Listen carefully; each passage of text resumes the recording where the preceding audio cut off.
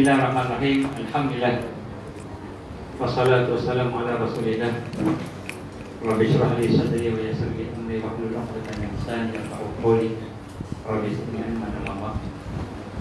Assalamualaikum warahmatullahi wabarakatuh. Takut speaker depan.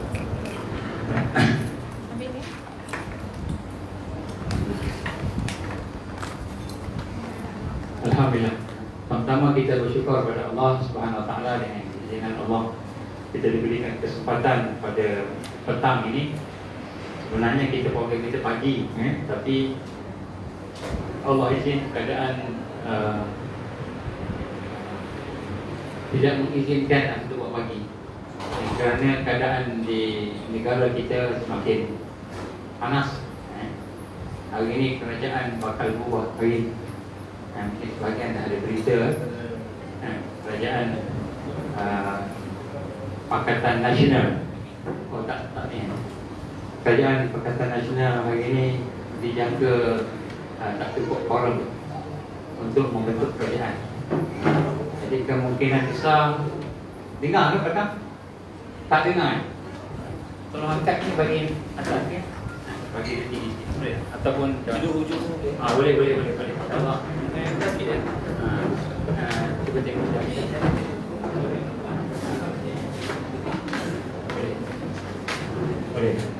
boleh tak dengar tak? Takut dia belum panas lagi dia. Saya berdiri lah, boleh kita boleh nyeplah. Kalau berdiri tak kita nampak. Baik. Jadi hari ini kita telah mendengar nasihat Ustaz Bapak.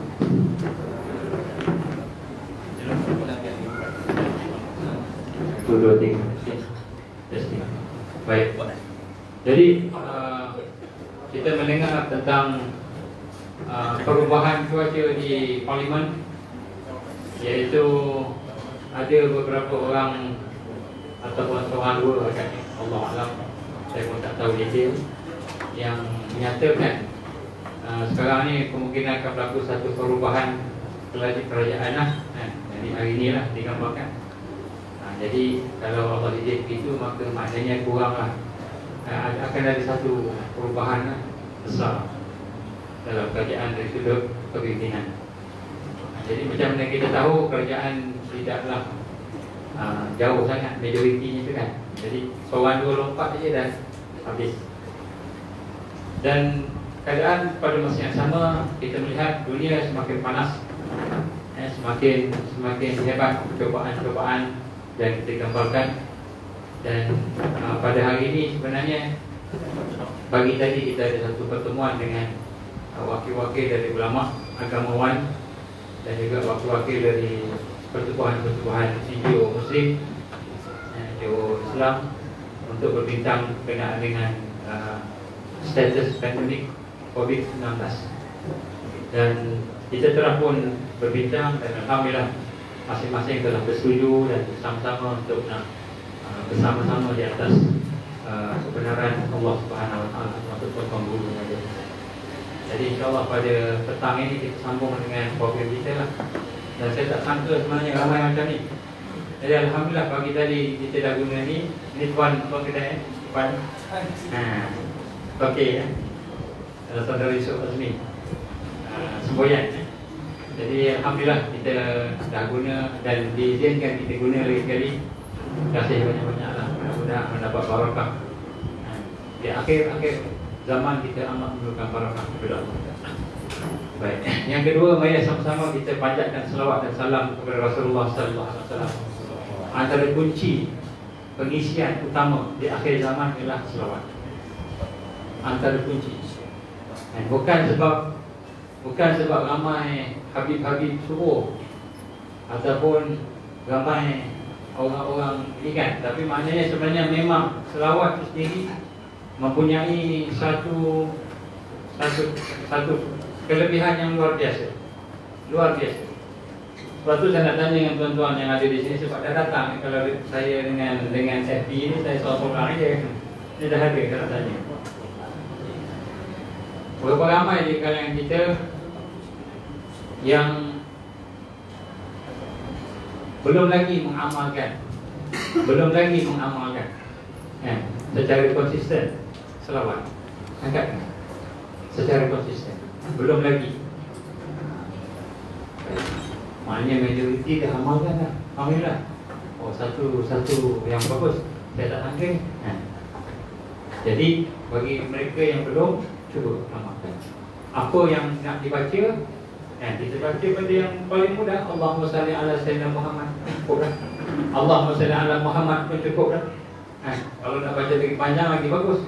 Allahumma salli ala Sayyidina Muhammad. Allahumma salli ala Muhammad wa ala ali Muhammad kama shallaita ala Ibrahim wa ala ali Ibrahim wa barik ala Muhammad wa ala ali Muhammad kama barakta ala Ibrahim wa ala ali Ibrahim fil alamin innaka Hamidum Majid. Kalau nak baca surah selawat Ibrahimiyah pun bagus. So, kalau kita baca selawat Ibrahimiyah, dia bersangkut paut dengan Nabi Ibrahim dan ahli keluarganya. So, orang Melayu ni termasuk keluarga ahli keluarga Nabi Ibrahim. Jadi kalau kata ahli keluarga Nabi Muhammad SAW ni, kan mungkin Habib-Habib kan, Habib-Habib kan. Jadi kita ni tersipi-sipi je. Tapi kalau kita baca selawat Ibrahimiyah, insya-Allah daripada sejarah kita melihat bahawa Nabi Allah Ibrahim ada seorang isterinya yang telah menghala ke sini dan akhirnya membentuk masyarakat. Dia ada keturunan kita lah, Melayu, Islam, campur-campur. Jadi mudah-mudahan kebenaran kita juga. Baik, jadi kita banyakkan selawat. Cuma kunci selawat ni, kuncinya nombor satu, kita baca tak banyak tak apa, tapi baca dengan kasih sayang. Kita baca dengan kasih sayang. Kita nak ada sayang kat Rasulullah SAW. Allahumma salli ala Muhammad, Allahumma salli ala Muhammad. Pendek je, Allahumma salli ala Muhammad. Tapi kita nak bayangkan kita sayang kat Rasulullah SAW. Kerana yang penting ni ialah apa yang ada di dalam. Jadi kita baca dengan penuh kasih sayang. Dan kita rasa kasih sayang tu pada Rasul SAW juga kepada apa yang dibawa. Kemudian yang kedua, kalau boleh jadikan wirid. Wirid ni apa? Wirid maknanya kita konsisten tiap hari buat. Wirid ni adalah amalan-amalan yang akan memberikan kita kekuatan biiznillah, dengan izin Allah, yang akan menyebabkan Allah bagi pada kita sesuatu penyelesaian yang mustahil. Siapa ada masalah? Semua ada masalah. Kalau saya tanya siapa ada masalah, semua akan tengok. Semua ada masalah. Macam mana nak cari nak buat penyelesaian ataupun nak cari penyelesaian masalah kita? Mesti ada wirid. Saya dah bincang dalam kuliah Tuhan. Kalau boleh tolong tengok kuliah Tuhan. Salah satu tajuknya wirid. Sebab wirid ini, maka dia akan mengundang karamah, barakah daripada Allah. Apa maksud wirid? Amalan sunat. Amalan sunat ni wajib bukan? Wajib tak kira wirid. Amalan sunat yang kita lakukan secara berterusan dengan kadar yang kita dah tentukan, itu wirid. Contoh, kita kata nak baca selawat 1000 kali satu hari. Kita baca setiap hari 1000 kali. Bila dah jadi darah daging kita, maka baru dia jadi wirid. Baru dia ada kesan dia. Dia punya power dia. Jadi power ni Allah bagilah, jangan minta, Allah bagi. Jadi yang kedua, kita selawat, banyakkan selawat. InsyaAllah kita akan bincang sikit. Yang ketiga, kita kena betulkan niat kita. Tajdid niat kita. Yang tajdid niat kita maknanya kita kena sentiasa perbaharui niat. Niat kita satu je, kerana Allah. Jangan campur-campur. Sebab campur-campur itulah lubang Dajjal nak masuk dalam diri kita. Contoh, kita nak beribadah ikhlas kerana Allah, tapi pada masa sama kita nak duit, nak cari duit. Buat amal kerana nak duit, kerana nak duit tu kan. Duit tu akan jadi lubang-lubang Dajjal masuk di akhir zaman.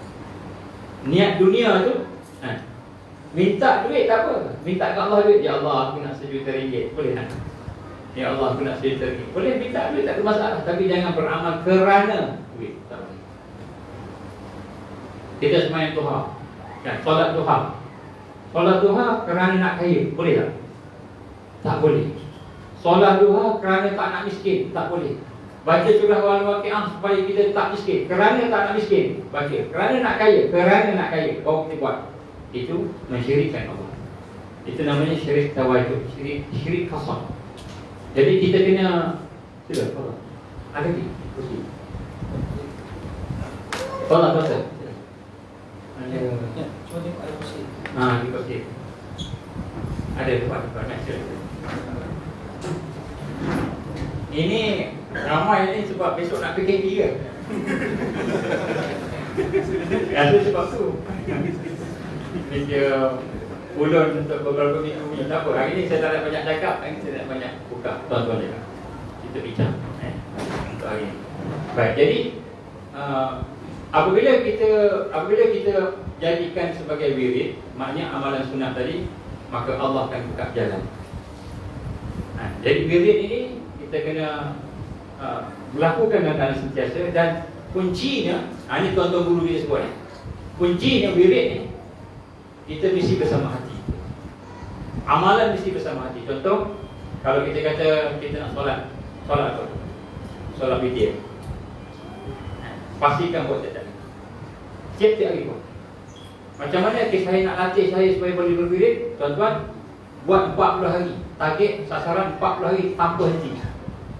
Kalau terbatal henti, buat lagi 40 hari. Katakan kita nak buat solat sunat sebelum subuh. Pastikan 40 hari buat, jangan berhenti. Berhenti 40 hari balik. Hampir 40 hari, buat lagi 40 hari. Tak nak berhenti. Man tidak ada stop. Hampir 40 hari, tambah 40 hari, 120 hari. InsyaAllah 120 hari itu buat tanpa henti, dia akan jadi kita punya kebiasaan. InsyaAllah mudah. Lepas tu mudah. Tapi jangan buat kelang kabut, buat dalam rangka nak dekat Allah, hati kita kena kita bersihkan. Kemudian lepas tu kita ikhlaskan hati kita, tajdid niat kita. Niat kita satu je, tuan-tuan sebut tadi, hanya nak redha Allah. Datang sini nak redha Allah. Kalau kita nak redha Allah, walaupun susah, walaupun kita datang sampai. Saya yakin tuan-tuan datang ni ikhlas. Saya tak tahulah tuan-tuan datang sebab takut dajjal. Kalau tak sebab takut dajjal kan, kita kena betul kan. Sebab dajjal ni pun manusia. Tak ada apa pun. Baik, tuan-tuan rahmat Allah, saya nak gambarkan ini sebagai mukadimah ini, nak sebut dalam tahun 2021 ini, sebagaimana yang saya telah pun jelaskan sebelum ini, banyak benda saya dah jelaskan. Saya pun nak tanya, berapa ramai yang mungkin first time datang sini kawan ajak, tak pernah tak ikut online, dan tak ikut FB online, ada tak? Kita semua ikut. Yang tak ikut, semua ikut So kalau semua ikut, semua dah ada pendedahan apa yang saya pernah cakap, beberapa siri yang faham, ada kan? So jadi hari ini kita akan bincang apa yang kita faham, apa yang kita tak faham, ataupun apa yang kita nak tanya. Kita banyak bincang ini. Cumanya kalau soalan sensitif, saya terpaksa tutup lah FB ni. Kalau sensitif, saya jawab kemudian. Kalau soalan sensitif. Tapi kalau tak sensitif, kita jawab terus. Baik, sebelum itu saya nak menggambarkan, insyaAllah besok malam ataupun Selasa malam saya akan buat sekitar tajuk Big Reset. Kita akan dedahkan kepada tuan-tuan sekalian, memastikan apakah yang sedang mereka rancang dan mereka rancang. Saya akan cerita sikit pada petang ni. Yang pertama sekali, mereka memang nak rancang kontrol semua, total reset. Bukan big reset ekonomi saja, bukan, total. Sebelum ni mereka dah buat dah. Sebab tu contoh yang mereka akan kontrol ekonomi mereka akan kontrol. Macam mana mereka nak kontrol ekonomi? Kita tengok masalah ekonomi dah mula 2007, 2008 dah mula dah. Negara-negara di Eropah dah hampir bankrupt dan ada yang dah bankrupt. Maknanya dah ada, dah tak boleh nak recover dah, terpaksa pinjam. Kemudian negara-negara sebelah barat pun teruk dah. Kita sebelah timur tak rasa sangat. Sebab tu dia kata ekonomi akan naik sebelah timur, China dan sebagainya. Sekarang ni China pun dah tak boleh nak naik. Jadi semua satu dunia dah kena sekarang. Jadi bila COVID-19 punya pandemik datang, maka masalah ekonomi bertambah teruk. Beberapa negara yang hanya menunggu bantuan daripada IMF dan World Bank saja. Beberapa negara sekarang. Dan beberapa negara tak boleh nak recover dia punya pendapatan negara, sehingga terpaksa duduk di bawah pinjaman private sector kita alongan. Kalau kita alung, negara ni tapi alung, tapi bukan nak alung macam alung kat sini, dia lagi besar lagi lah. Jadi dia akan jadi bertambah teruk dan akhirnya kan digambarkan akan berlakulah beberapa perkara. Kalau saya nak bacakan secara bacaan secara ringkas, benda ni pernah saya bincangkan. Ekonomi katastrofi akan berlaku, bencana ekonomi, climate change, kita akan tengok cuaca makin lama makin teruk. Kita akan tengok. Sebabnya memang mereka rancang macam itu, mereka plan. Climate change akan bertambah teruk dan kemungkinan akan berlaku famine, iaitu kelaparan, kebuluran. Mungkin akan berlaku kebuluran. Lepas daripada bulan 2, bulan 3, bulan 4 ni, kemungkinan akan berlaku terputus chain, jaring rantaian ekspor import makanan. Mungkin ada 2 bulan lagi, mungkin cepat daripada itu. Dan kemudian selepas daripada bila tidak berlaku rangkaian makanan tu dikacau, manufacturing, industrial production, food and good cease ataupun diberhentikan, maka dia akan buat pemangsaan kepada rakyat untuk bersama dengan mereka, dan akhirnya dia akan paksa apa yang dia paksa, antaranya vaksin. Baik, jadi kita dah bincang itu dan saya yakin tuan-tuan dan puan ada mendengar, dan saya nak buka pada soalan-soalan kalau ada.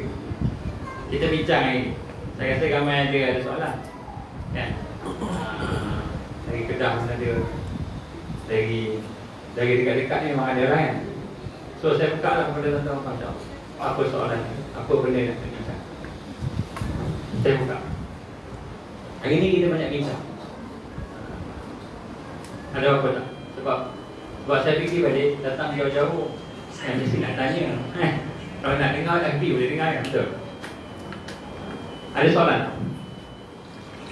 Ada soalan apa-apa?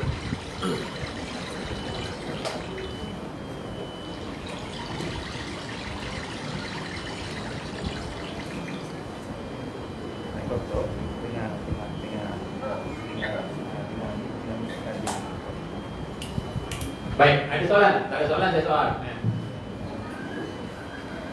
Ada soalan? Baik. Kalau tak ada soalan, saya nak tanya dengan tuan-tuan. Andainya Dajjal keluar tahun 2024, apa kita boleh buat?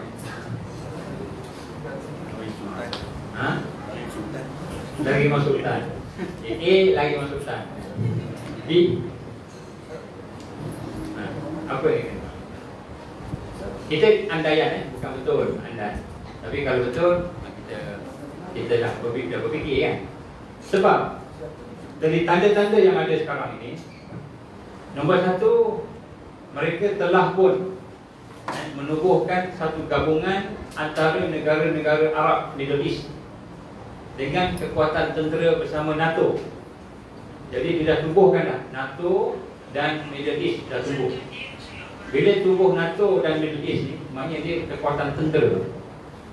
Tentera ni untuk apa?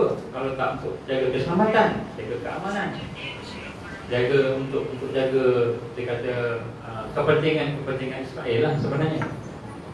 Kemudian pada masa yang sama, kita melihat kan peningkatan pengaruh dan kita kata sokongan terhadap one world government. One world government ni pun dah mula, dan dia akan buat tour, dia akan buat satu jelajah di seluruh dunia, termasuk negara kita Malaysia, termasuk di Indonesia dan sebagainya. Jadi ini pun dah semakin kuat dah ni, semakin kuat. Dia punya pengaruh ni semakin kuat. Pada masa yang sama, orang Islam dalam keadaan yang susah dan berpecah sekarang. Kalau di Palestin kan, timbul isu sekarang ni yang nak minta tukar, maknanya nak minta orang Islam keluar dari Palestin ni bukan lagi Israel, orang Islam ni dah cakap. UAE dah sebut dah, tak lama lagi punya Saudi sebut. Jadi kita tengok orang Islam dah mula menyebut, orang Islam sendiri. Sampai peringkat besok dia akan nak tukar Masjid Al-Aqsa kepada Third Temple. Jadi gerakan ke arah itu dah mula nampak tahun 2021. Kerana pada tahun 2014 saya dah sebut dah, mereka telah mengisytiharkan, Pop Perancis isytiharkan 7 tahun daripada 2014 akan buat satu akan menegakkan third temple, maknanya 2021. Jadi kita lihat benda ini dah ada. Detailnya kita mungkin saya bincang malam besok lah. Cumanya saya sampai sini, keadaan kita makin lama makin susah. Apakah persiapan kita nombor satu? Oh, makin lama ni. Ada tempat duduk? Tempat duduk tak? Kalau saya berdiri macam mana? Tak nampak belakang kan? Saya duduk tak nampak. Betul kan? Bagi ni atas. Ataupun letak ke atas. Baik, saya berdiri lah sebab orang belakang tak nampak. Takut tak nampak orang belakang untuk tidur ke apa kan. Pusing. Oh ni. Kalau kat FB tidur tak apa kan. Ini kat FB saya seorang je kan. Tengok semua on semua. Baik. Dan nak minta kalau di FB, salah satu perkara yang dilihat. Contohnya FB online saya dah mula dilihat oleh orang. Bukan kita, orang lain. Jadi dah ada dia punya tanda-tandanya. Jadi kalau ada benda-benda negatif yang diletakkan untuk komen marah lebih daripada 10-20 orang kan, tak lagi ada yang akan slash. Dan kita jangka pun mungkin tak lama lagi akan kena slash juga lah. Jadi kita tak tahu. Jadi kalau ada kita akan dekat sistem, insyaAllah. Lepas tu saya minta tuan-tuan tulislah nama dan telefon dan email kalau ada, untuk kita nak, bila kita buat satu grup Telegram nanti, kita akan ada dapat komunikasi lah. Sebab kalau FB kita ditutup je, Telegram ditutup, dark web. Dark web. Kita semua yang dark web. Baik. Dark web ni apa? Kami tak tahu kan? Apa nanti kita ajar. Jadi kita sebut kat sini, keadaan dah makin teruk, makin teruk kan? Jadi menakutkan. Apa persiapan yang paling penting? Apakah perkara misi Dajjal nombor satu apa? Saya sebut yang lepas, segala perkara yang berlaku ni semua dia nak elakkan kita daripada melihat Palestin. Kenapa Palestin penting? Kerana akhir zaman Palestin ni sebab situlah dia nak menguasai. Sebab tu dia nak bina Haikal Sulaiman tu dalam keadaan pada masa tu orang Islam tak kisah. Kenapa orang Islam tak kisah? Sebab kita dah sibuk dengan COVID, dah sibuk dengan kan, dibuat oleh 70 menit untuk nak keharmonian sejagat. Tubuh saja itu tiba-tiba akan ada pengisytiharan. Pengisytiharan raja. Siapa raja dia? Sebagian kita dah bincang, tak tahu. Saya rasa sebagian besar tak tahu. Tak apa, kita tutup kita beritahu. Jadi kita lihat bagaimana keadaan ini semakin memuncak. Apa persiapan yang pertama sekali? Gerakan yang paling penting di akhir zaman ialah gerakan untuk mentauhidkan Allah. Muwahhidin. Muwahhidin, iaitu gerakan untuk mentauhidkan Allah Subhanahu Wa Taala. Jadi kekacauan yang ada pada hari ini, COVID-19 lah, kekacauan dari sudut kita kata weather, banjir lah, masalah ekonomi, masalah kesihatan, COVID, semua masalah, termasuk masalah peperangan. Saya diminta oleh beberapa orang tolong semak mimpi yang dilalui oleh seorang saudari kita, puan daripada Shah Alam, yang perang. Mimpi daripada dia perang, mimpi daripada Muhammad Qasim pun perang, mimpi ada 2-3 orang lain pun perang. Yang saya jumpa semua mimpi perang. Saya jumpa mimpi daripada saudara kita yang kalau mimpi dia menang loteri ke apa, tak cerita lah kan. Mimpi perang semua. Jadi adakah itu koinsiden? Wallahu alam, tapi pada saya yakin bukan koinsiden. Contoh, 5-6 tahun yang lepas mimpi daripada beberapa orang di Palestin perang juga. Ini dikisahkan oleh saudara kita di Palestin, di Masjid Al-Aqsa. Mereka ni adalah Morabitun, orang yang menjaga masjid. Dan mereka ada banyak grup. Dan antara mereka sebagian tak kenal satu sama lain. Banyak grup. Memang dia pisah-pisah gitu. Kalau semua kenal, senang. Sekali seorang cakap, semua kena cakap kan. Dia punya molecule system, dia ada strategi dia. Jadi mereka bermimpi, yang bermimpi seorang ni semua mimpi. Akhirnya Mereka bawa kepada seorang syekh yang mengajar di situ dan bertanya tentang mimpi. Apa mimpi dia? Dia bermimpi berlaku peperangan di Baitul Maqdis. Dan kemudian berlaku pembebasan Baitul Maqdis oleh orang-orang yang di luar daripada kebiasaan yang dia jumpa, bukan Umar. Jadi bila dia jumpa dan dikata ada satu yang lain pula menggambarkan Rasul SAW menggambarkan akan berlaku satu yang besar dalam beberapa tahun, maksudnya tahun kita tuan-tuan ni. Dan dalam perkara tersebut, mimpi tersebut, Rasul SAW gambarkan kan kamu kena bersedia. Ini mimpi sahabat-sahabat kita di Palestin lah. Jadi bila ditanya kepada syekh tersebut, maka kata syekh, kamu jangan main-main, kamu cakap nama Rasul. Kamu cakap kamu jumpa Rasul SAW ni, jangan main-main. Walaupun mimpi kamu cakap kamu jumpa Rasul SAW. Betul. Dia mengiyakan dan dia bersumpah setia, kata betul. Dia jumpa Rasulullah SAW. Kemudian beberapa ketika ada lagi datang, jumpa mimpi yang sama juga. Tapi orang tu tak kenal antara satu sama lain. Apa yang dimimpikan? Palestin dibebaskan, Baitul Maqdis dibebaskan. Siapa yang bebaskan? Dia kata orang kaum Arab. Saya tanya orang tu hidung dia pesek-pesek kata kan. Orang daripada sini, orang daripada Nusantara.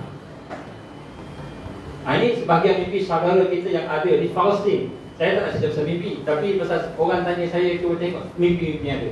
Secara ringkas, orang yang saya jumpa dan beritahu tentang mimpi ni, walaupun mimpi ni bukan hujah, bukan kita boleh jadi hujah, tapi kita boleh jadi sebagai peringatan je lah. Semua mimpi perang. Sama ada dia suka tengok cerita perang, ataupun memang Allah nak tunjuk kita akan berlaku kesusahan. Sebab digambarkan oleh sahabat Nabi SAW apabila berdekatan dengan ni dalam hadis-hadis yang dikatakan, Rasul kata apa? Akan berlaku al-harj, akan berlaku pembunuhan, peperangan. Ini Rasulullah sebut sallallahu alaihi wasallam. Maka di sinilah kita melihat. Maka kita menjangkakan hari-hari kesabaran sedang menunggu kita. Hari-hari kesabaran sedang menunggu kita. Maka bila kita melihat pada hari-hari kesabaran itu, apakah sebenarnya perkara yang paling penting sekali? Yang paling penting sekali yang perlu kita semua siapkan diri. Tuan-tuan, tuan-tuan kata Allah, yang paling penting sekali lah macam mana kita nak gerakkan diri kita, keluarga kita, anak-anak kita, sahabat-sahabat kita untuk mentauhidkan Allah. Yang mana mentauhidkan Allah ni maknanya, inilah kunci kepada segala masalah, penyelesaiannya. Orang yang ada Allah bersama dengan dia, datanglah dajjal, datanglah kesusahan, hati dia ada ketenangan. Tapi hari ini kita nampak majoriti umat Islam tak nampak yang ini. Jadi sebab itulah gerakan untuk mentauhidkan Allah Subhanahu Wa Taala ini, iaitu gerakan untuk kita mengelakkan diri kita, membuang diri kita, keluarkan diri kita daripada syirik yang sekarang ni berlaku macam-macam. Contohlah sebut kat sini, kalau kita tengok syirik ni, perbuatan syirik, kita ni kalau hilang kerja ni, kalau hilang duit, kalau hilang gaji, kita rasa susah hati, macam seolah-olah kita dah hilang yang kita berpegang, tempat bergantung. Banyak kan, sampai bunuh diri pun ada. Jadi kita tengok hari ni, hati kita tak bergantung dengan Allah, hati kita tak sayang Allah. Dan dajjal akan datang membawa benda-benda itu semua. Tuan-tuan, saya sebut hari ni, siapa yang hilang kerja? Penting tak kerja? Penting. Siapa yang hilang mata pencarian pendapatan? Siapa yang hilang kesihatan? Dunia ni akan ditarik. Bayangkan, dalam keadaan dia terdesak itu, tiba-tiba datanglah dajjal, dia offer, dia tawarkan benda itu bagi kita. Dan memang itulah planning dia. Pada masa itu kita akan dapati kan, manusia ramai yang akan bersama dengan dia. Ramai yang akan bersama dengan dia. Maka sebab itulah nak digambarkan kat sini, kezaliman yang paling besar ialah mensyirikkan Allah Subhanahu Wa Taala. Mensyirikkan Allah. Sebab itulah apa pengisian di akhir zaman, penyelesaian di akhir zaman yang paling utama ialah kita kembali balik diri kita kepada Allah. Nak kenal Allah, nak sayang Allah, nak rasa kita ni memerlukan Allah. Kita rasa tak kita memerlukan Allah Subhanahu. Sebab Sebab Dajjal akan datang bawa keperluan kita. Dia akan bawa keperluan kita. Dan sebab itu tuan-tuan mata Allah gambarkan di sini bagaimana perkara yang ada pada hari ini ialah kesesatan. Kesesatan yang paling besar mensyirikkan Allah. Dan mensyirikkan Allah ni kalau kita mati, Allah tak ampunkan. Allah tak ampunkan. Jadi tak kira lah kita duduk di bandar atau duduk di kampung, maka ketika itu kita perlukan kepada mentauhidkan Allah. Maka sebab itu di sini dah sebut sini, kita ada syirik yang zahir, kita ada syirik yang batin, syirik hati. Ini saya nak sebut. Lepas ni tak soal jawab lah. Pasal tak ada soalan tadi. Syirik zahir ni apa juga? Apa maksud syirik zahir?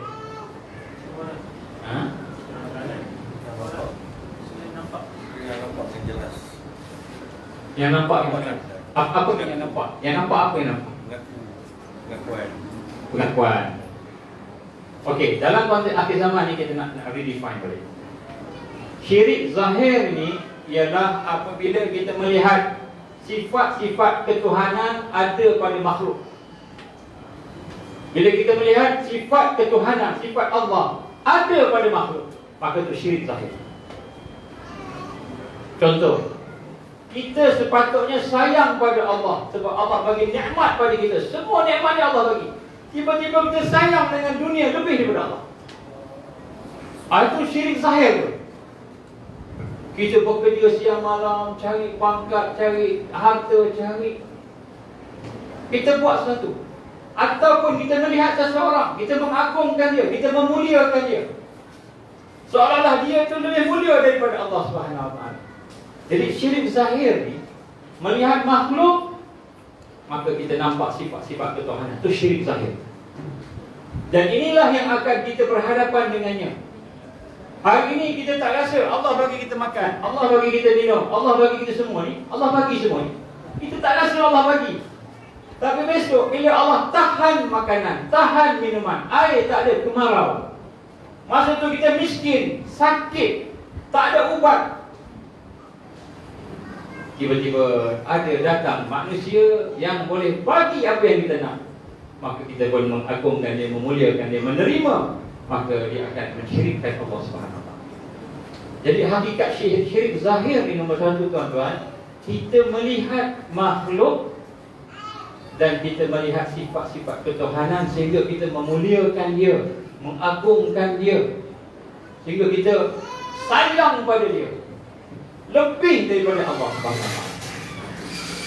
Jadi bukan lagi apa namanya, kita kata menyembah berhala. Tak ada. Orang Islam tak akan sembah berhala, dia tahu bodoh.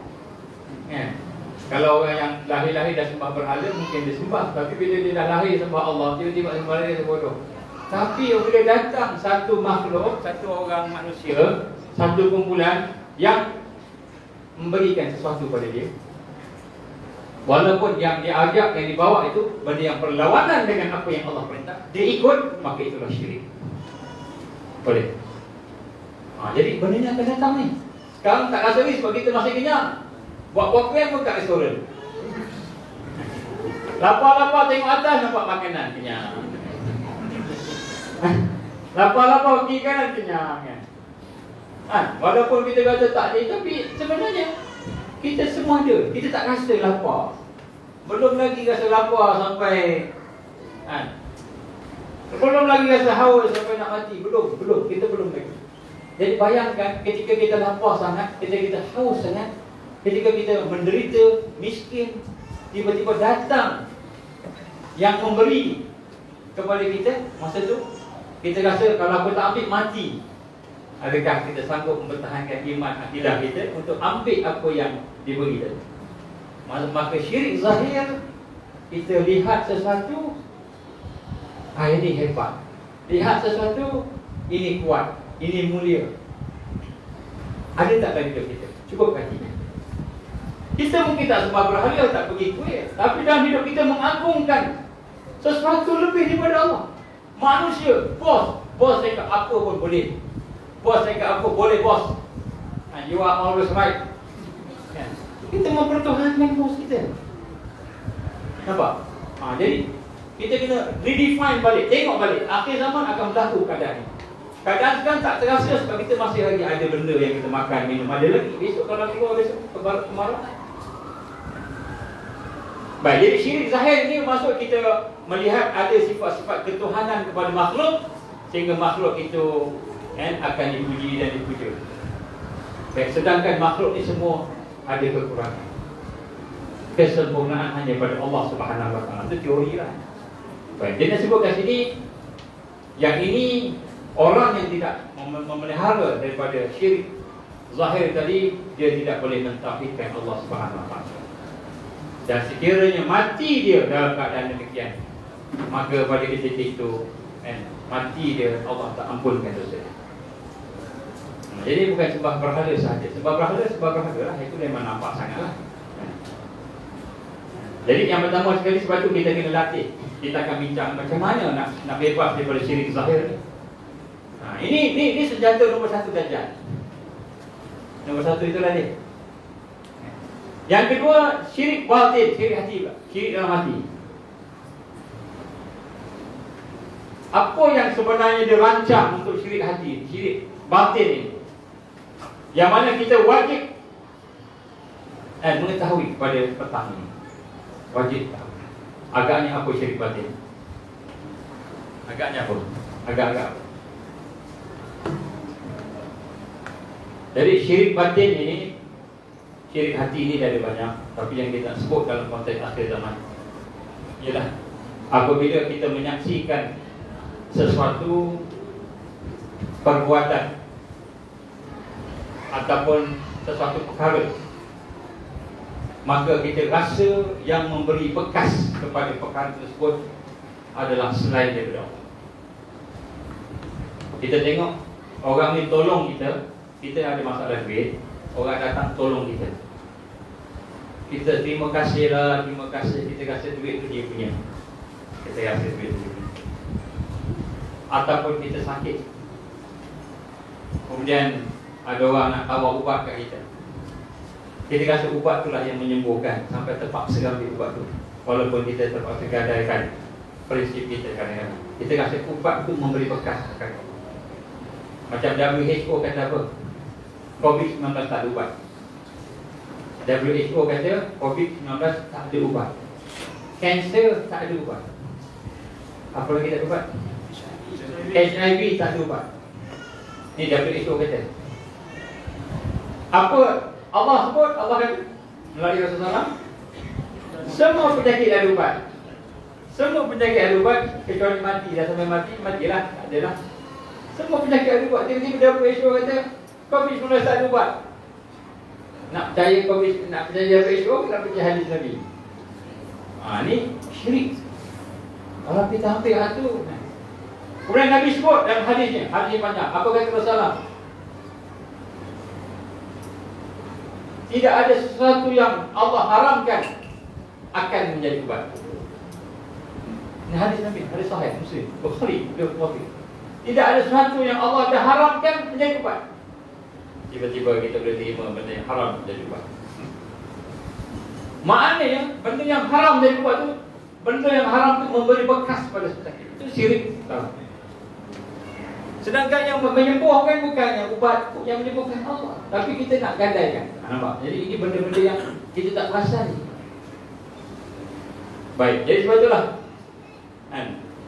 kita nak kena mentauhidkan Allah Subhanahu Wa Taala. Yang pertama sekali, kita nak kena bebas daripada syirik zahir. Yang kedua syirik batin. Ini cara ringkas. Ini bab syirik ni panjang kita dia. Jadi banyak-banyak kategori, kita cukup yang ni. Dan kita sebut kat sini, ini adalah perkara yang penting untuk kita sama-sama melihat bagaimana Allah Subhanahu Wa Taala perlu kita faham dia ni bagaimana, sifat dia bagaimana. Sebab tu saya nak bagi pada tuan-tuan pada hari ini amalan yang kena buat. Tuan-tuan kena buat, iaitu kita nak kena kenal Allah sehingga kita boleh mentauhidkan Allah. Ini nombor satu, nak lawan Dajjal, al-iman. Nak lawan Dajjal, al-iman. Kita nak lawan yang lain tak boleh. Dia akan datang dengan muka yang paling manis sekali dalam dunia. Dia akan datang dengan pertolongan pada kita. Masa tu kita memang lapar. Nak lari hutan tak larat. Nak jalan pun tak larat dah. Dah lapar, dah haus. Tiba-tiba dia datang bagi. Dia buat baik kat kita. Orang Melayu dah tu. Orang buat baik takkan nak bagi susu, bagi tuba kan. Mesti nak bagi susu juga kan. Jadi sebab tu tuan-tuan rumah sebut kat sini, apabila kita nak kena latih diri kita, sebab tu saya nak minta kepada kita semua supaya kita mengamalkan zikir La ilaha illallah. Amalkan zikir La ilaha illallah. Kalau siapa yang dah amalkan, pastikan istiqamah. Kalau siapa yang dah istiqamah, pastikan meningkat. Siapa yang meningkat, pasti dihalusi peningkatan.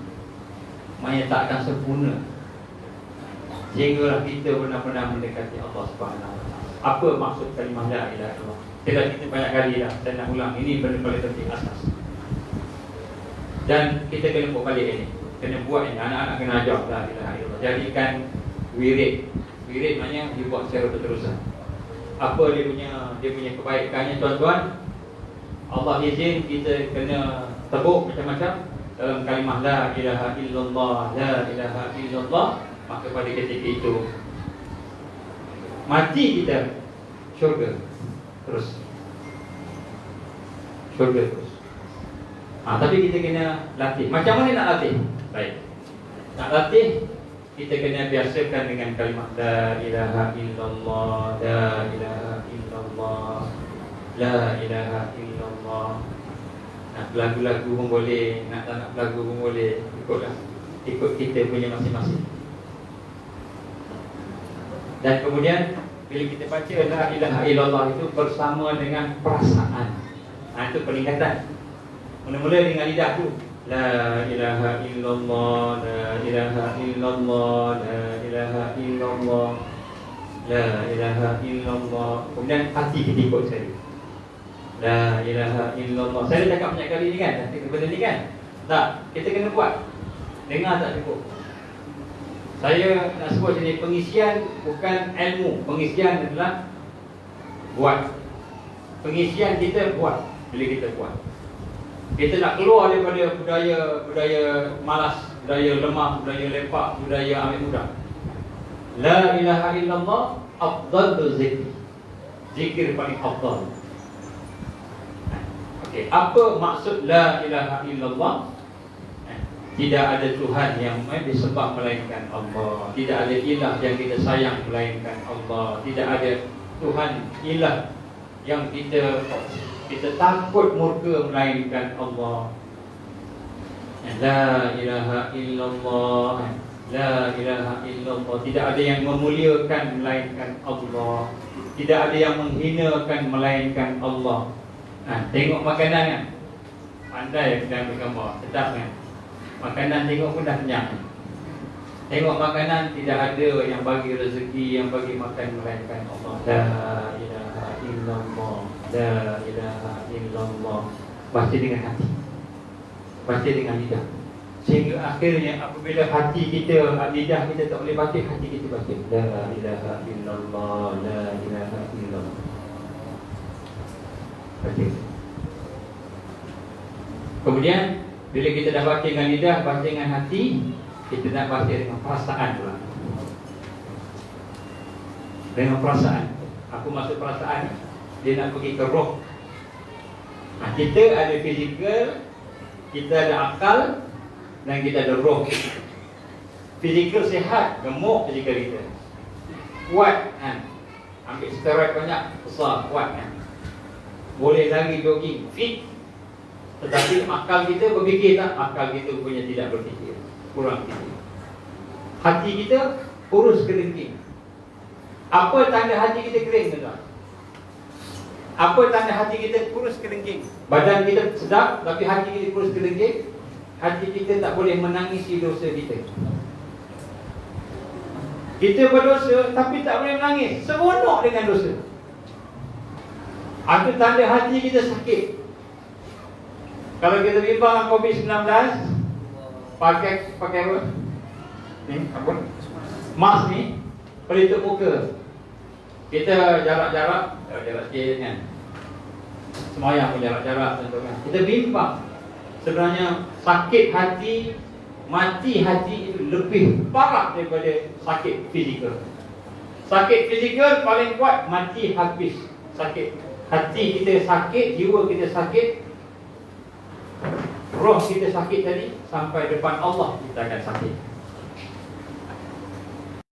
Sebab itu tuan-tuan, ini adalah perkara yang penting. Ini persiapan nombor 1, iaitu kita nak kenal Allah dan mentauhidkan Allah. Maka bila kita sebut la ilaha illallah, la ilaha illallah, la ilaha illallah, kita sedar dengan hati kita kan, hati kita nak rasa. Aku nak rasa bila tengok benda yang baik, benda yang kita suka, kita nak rasa sayang pada Allah, suka pada Allah, nak rasa seronok dengan Allah, nak rasa dilindungi Allah, confident, nak rasa. Jadi bila kita baca la ilaha illallah, kita rasa seronok dengan Allah SWT. Ini nombor 1. Bila kita takut, nak rasa bimbang dengan murka Allah. Ini peningkatan. Tuan-tuan, boleh. Dia tak akan dapat melainkan kita dah mula dengan lidah, mula dengan hati, sehingga akhirnya masa kita solat pun kita akan merasai bersama dengan Allah. Kita rasa seronok solat. Jadi ini yang benda yang kita nak latih. Jadi bila kita melihat sesuatu, mesti kita kaitkan, hubungkan dengan Allah, ikatkan dengan Allah sebagai Tuhan tadi, Rabb tadi. Maka itulah latihan kita. Itu latihan pengisian kita sebelum 2024. Kesusahan mungkin dalam masa 2-3 bulan lagi kita akan ada susah. Mungkin saya sebut sebab kajian-kajian menunjukkan. Dan kemudian kenapa saya sebut 2024? Kita tengok pergerakan. Sekiranya tempel dibina, maka setahun setengah mungkin dia datang di Istihar. Ini pandangan pertama. Ini saya sebut pandangan rabai-rabai. Pandangan rabai-rabai ini contohnya, tempel dibina untuk kedatangan raja dia, Malik Messiah dipanggil. Malik Messiah akan datang di Istihar. Kemudian ada pandangan yang kedua, rabai peneliti daripada Old Testament, Torah. Dia datang, dia yang bina. Maknanya lagi cepat. Tengok tahun ni, tahun depan. Tetapi dia tidak akan datang, tak akan keluar sehingga kemuncak kesusahan kita. Sebab dia nak jadi Tuhan, dia akan datang akan kemuncak kesusahan. Jadi bila kemuncak kesusahan mungkin tahun depan. Tahun lagi 1, 22, 23. Tuan-tuan tengok pergerakan cuaca akan tempat banjir bertambah teruk. Selalu banjir, banyak banjir. Tempat kemarau tu, tuan-tuan kena tengok ni. Kalau mula kemarau makin teruk, tengok kaji kemarau tu berapa teruk. Kan kalau katakan 2001 ni 1/3 tiba-tiba kan. 2022 2/3. 2023 langsung tak ada hujan. Bukan semua tempat tertentu. Kalau ada tanda-tanda tu, maknanya itu tanda-tanda dia. Setengah tempat pula banjir 1/3, 2/3 kekerapan banjir. 100% banjir teruk macam mana kat China sekarang. Itu pun tanda-tanda dia juga. Sebab dia bukan kemarau satu dunia kemarau, tak semesti. Tempat yang tak ada air. Baik. Kemudian ada juga Rasul kata perang. Sebab itu dalam hadis akhir zaman, Rasul SAW gambarkan ada banyak tanda-tanda. Jadi kenapa Rasul SAW gambarkan ada banyak tanda-tanda? Sebab berlaku pada banyak tempat. Kemungkinan serentak. Contoh, masalah kemarau. Pada masa yang sama masalah civil war, perang. Lepas tu masalah dukhan pula. Jadi kemungkinan berlaku serentak. Jadi sebab itu setiap tanda-tanda yang menggambarkan kiamat yang Nabi SAW sebut, contohnya terbenam bumi di timur, terbenam bumi di barat, terbenam bumi di semenanjung. Jadi bila dah mula keluar tu, maka kita nampak dah terbenam bumi ni dah banyak berlaku. Tapi mungkin ada yang hebat, yang besar. Mungkin akan berlaku di Indonesia, mungkin akan berlaku di Malaysia. Allah alam, kita tak tahu. Itu semua pilihan Allah. Jadi bila kita melihat tanda-tanda itu, maknanya dia nak keluar dari tempat. Yang kita tahu dia keluar bila kemuncak fitnah. Kemuncak fitnah dia keluar, masa itulah dia akan menggagalkan akidah mukmin yang ada. Pada itulah kita lihat sebenarnya apabila berlaku perkara tersebut, kalau kita tidak bersedia daripada sekarang untuk belajar mentauhidkan Allah, melatih mengenal Allah sampai kita boleh merasai hubungan dengan Allah ni, sayang ke Allah, rasa bimbang Allah tinggalkan kita, rasa bimbang Allah biarkan kita, nak dekat dengan Allah, maka ketika sampai waktu itu, masa itu kita dah terlambat. Dalam Quran pun sebut, dalam hadis pun sebut, tidak berguna iman dan amal seseorang apabila sampai pada waktu ketika itu datang tanda-tanda tadi Dajjal. Dan tuan-tuan tersebut pada petang ini sebenarnya dah terlalu dekat. Macam mana saya sebut yang lepas pada kawan-kawan yang datang, kita dah kenal pun siapa dia. Kita dah kenal pun siapa dia. InsyaAllah kita akan sebut lagi lah. Baik, boleh Jadi sebab tu kita kena mula dah La ilaha illallah. Yang pertama sekali tuan-tuan, yang wajib kita kena buat semua. Semua yang wajib kita buat. Kita tahu benda wajib, buat. Apakah benda yang wajib? Menjauhi haram. Menjauhi perkara haram ialah wajib. Al-wasilah ila haram, haram. Ini kaedah syarak. Al-wasilah ila haram, haram. Jalan menuju kepada haram, haram. Jadi kita menjaga diri kita dari perkara yang haram, itu wajib. Memelihara diri kita daripada benda haram dengan kita melaksanakan benda wajib, mana lebih aula? Mana lebih utama? Menjaga daripada haram atau buat benda wajib? Kalau dua-dua dia wajib belaka, yang mana satu lebih utama? Ulama jumhur menggambarkan menjaga daripada haram itu lebih wajib daripada buat yang wajib. Kalau dua-dua wajib, dua-dua wajib, tapi lebih aula menjaga daripada yang merosakkan ni, lebih wajib daripada buat benda yang wajib. Sebab benda yang wajib ni boleh dia boleh jadi tak boleh sembahyang diri, boleh duduk, dia boleh tukar-tukar ikut kaedah. Tapi meninggal yang haram, kita kena tinggalkan dalam keadaan apa pun. Kecuali ada kecuali lah. Tapi antara dua kaedahnya meninggalkan yang haram lebih lagi. Sebab tu dalam kaedah tarbiyah Islam, kita kena perhati sensitif dengan perkara yang haram yang ada di diri kita. Kena tengok, inilah yang ganggu kita. Ada seorang tanya dengan saya, Ustaz, macam mana orang alim kita ni,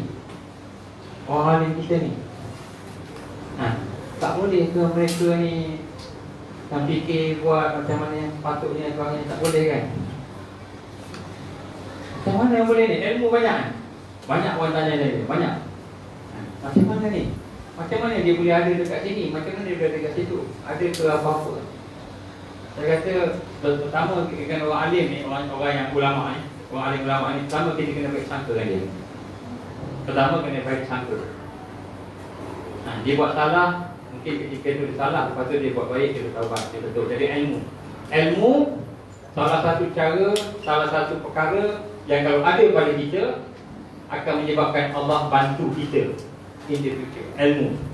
Sebab tu tuan-tuan datang sini ni, datang jauh-jauh kan, datang jauh-jauh sebagainya, untuk mencari ilmu ni. Inilah antara kata sebab besok bila kita lemah sangat iman kita sebagainya, sebab ilmu ada tu, Allah tolong kita. Jadi orang alim dia buat salah, kita jangan kutuk dia, jangan hina dia, jangan laknat dia lagi. Jangan. Sebab ilmu yang ada pada dia boleh jadi asbab dia patah balik. Ini salah satu, ada banyak sebab. Antaranya suka tolong orang. Macam Abang Yusuf kita, dia suka tolong orang. Ini bukan nak besar-besarkan dia kan. Dia memang dah besar lah, bodybuilder. Orang yang suka tolong orang, Allah akan tolong dia. Jadi sebab tu kita jangan ambil ringan kan pada amal. Saya sebut lagi sekali. Amal walaupun sedikit, jangan kita pandang ringan. Apa amal sikit tu? Ambil sampah, tolong buang. Ingat je, ambil halangan ada batu tu, tolong buang pergi jalan, tak ada apa pun, ringan. Orang pergi datang, kita keluar duit, kita ada RM1,000. Ada orang yang tak sedekah, kita bagi RM1. RM1 je. Allah, RM1 je. Jangan pandang ringan walaupun RM1. Sebab di sebalik RM1 tu ada redha Allah. Di sebalik benda yang sikit tu yang kita buat, di situ ada redha Allah di situ. Yang kita tak tahu bila Allah nak bagi pada kita rahmat dia dengan sebab amal tadi. Jangan pandang ringan. Amal yang sikit jangan pandang ringan. Itulah redha Allah. Tapi amal yang mungkar, yang maksiat pula, yang maksiat, yang mungkar, jangan pandang ringan juga. Alah, jeling aja. Jeling aja. Kawan kita buka video pornografi. Jeling aja. Lepas tu tengok pula. Jeling lagi. Alah, jeling je. Aku ambil sembahyang, istighfar, habislah. Jangan pandang ringan dosa kita nampak dosa kecil. Sebab di sebalik dosa kecil itu ada murka Allah. Ada murka Allah. Dan murka Allah tu kita tak tahu di mana dia akan bagi kat kita. Mungkin ketika sakaratul maut, ketika itu Allah SWT bagi kat kita dia. Tahan kita tak boleh mengucap, dia boleh macam. Kita tak tahu. Allah Maha bijaksana, Maha berkuasa kan. Jangan pandang ringan dengan amal yang sedikit. Kerana amal yang sedikit kalau baik, walaupun kecil, ada kata Allah di belakangnya ada. Bila kita boleh sedekah RM1, itulah kita nak sedekah. Allah telah bagi kita peluang sedekah dengan ikhlas RM1. Di sebalik RM1 itu ada redha Allah. Jangan pandang ringan. Maksiat pun sama. Maksiat mata ke, maksiat lidah ke, maksiat telinga. Jangan pandang ringan dengan maksiat yang sedikit. Kerana di belakang maksiat itu ada murka Allah. Dan murka Allah lebih besar daripada dunia dan sisinya. Lebih besar. Walaupun kita kata tak ada apa. Sebab tu kita nak tengok dalam kehidupan kita ni mesti kita mula merasai untuk nak mendekati Allah, mengenal Allah. Betul tuan-tuan Allah, yang wajib kena buat semua, yang haram kena tinggal semua. Kena bertaubat. Sebab tu sebenarnya jalan nombor satu kita nak bina kekuatan untuk kita mentauhidkan Allah ni dengan taubat, bertaubat. Apa maksud taubat? Kita istighfar. Kita minta ampun dengan hati yang menyesal. Hati menyesal. Ini kekuatan. Tiba-tiba kita buat balik. Lepas kita menyesal, buat balik dosa. Tak apa, taubat lagi. Taubat lagi. Tiba-tiba buat pula, taubat lagi. Tak apa. Maknanya kita buat sebab kelemahan kita, tapi kita bertaubat. Kita bertaubat. Jadi sebab tu tuan-tuan Allah, saya minta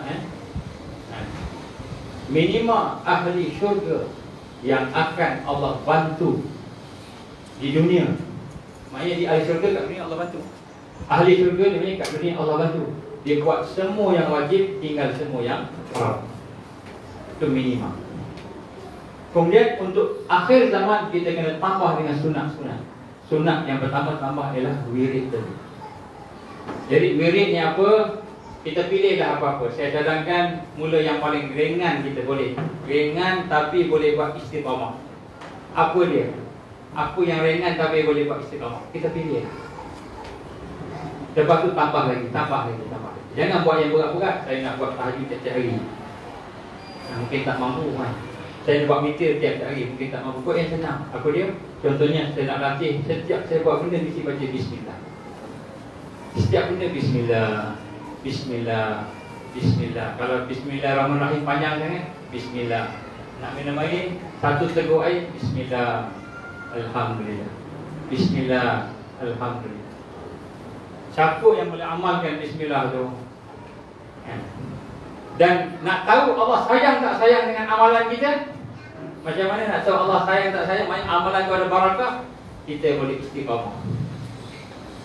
Bila kita boleh istiqamah dia, syukurlah Allah sudah mula memberikan karamah pada kita. Karamah terbaik ialah istiqamah dengan amal saleh.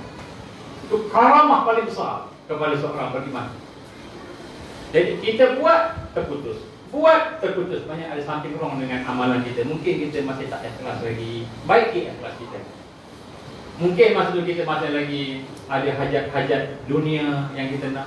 Betulkan hajat-hajat dunia. Kita buat tak boleh. Buat berhenti. Buat berhenti. Tak boleh istiqamah. Maka tandanya Allah belum lagi memberi pada kita barakah dalam amal. Maka kita kena usaha lagi. Sampailah tahun 2024. Jadi saya bagi 2024 ni bukan untuk buat belalang. 2024 ni bukan nak kata dah keluar dah, tapi kita sasarkan target lah. Kalau boleh sampai 2022. Sebab 2022 kita jangka daripada perancangan yang mereka sebut 2022 mereka akan pecah belahkan kesatuan umat Islam. Mereka akan pecah belahkan kesatuan umat Islam 2022. Daripada mana? Sebab iblis ni makhluk yang takbur, yang sombong. Dia dengar ni, dia Inggeris pun dengar.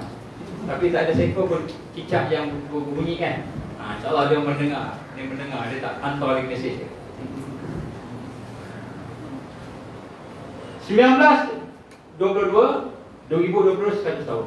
1922 dia pecah-pecahkan daulat Islamiah dengan perjanjian Lausanne. 2020 cukup 100 tahun. Dia nak pecahkan apa? Dia nak pecahkan kesatuan umat. Jadi tuan-tuan, kita boleh jumpa ni mungkin tahun ni 2021 ni. Tahun 2022 mungkin kita tak jumpa pun tak boleh lah. Saya tak tahu kan, mungkin Allah Alam tak tahu. Jadi kita ambil peluang. Lepas tu saya buat kuliah tiap-tiap hari, saya buat kuliah. Saya cuba buat setiap hari. Kalau boleh nak setiap masa kalau boleh. Tapi tak boleh juga. Jemu pula tengok muka ni. Tapi bila saya ada juga dalam satu rancangan TV Halapan Dr. Daniel yang dah sebut seorang mantan Menteri Luar Setiap Politik Amerika Syarikat siapa Henry Kissinger kan. Dia kata 2022 Israel akan hancur. Ustaz boleh bagi satu. Okey. Saya rasa dia ambil daripada saya tu pasal. Dr. Daniel dia apa? Dia sebut dalam Falaqah akhir zaman ni yang 2022 Israel akan hancur. Memang dikeluarkan dalam khabar dia, dalam berita dia. Dia kata in 10 years from now, dia tak cakap 2022. In 10 years from now, Israel will cease to exist. 10 tahun daripada sekarang Israel akan habis. Itu khabar tu. Jadi saya yang kalau saya kata bila dia kata 10 years, khabar tu tahun 2012. Jadi 2022 dia kata Israel akan habis.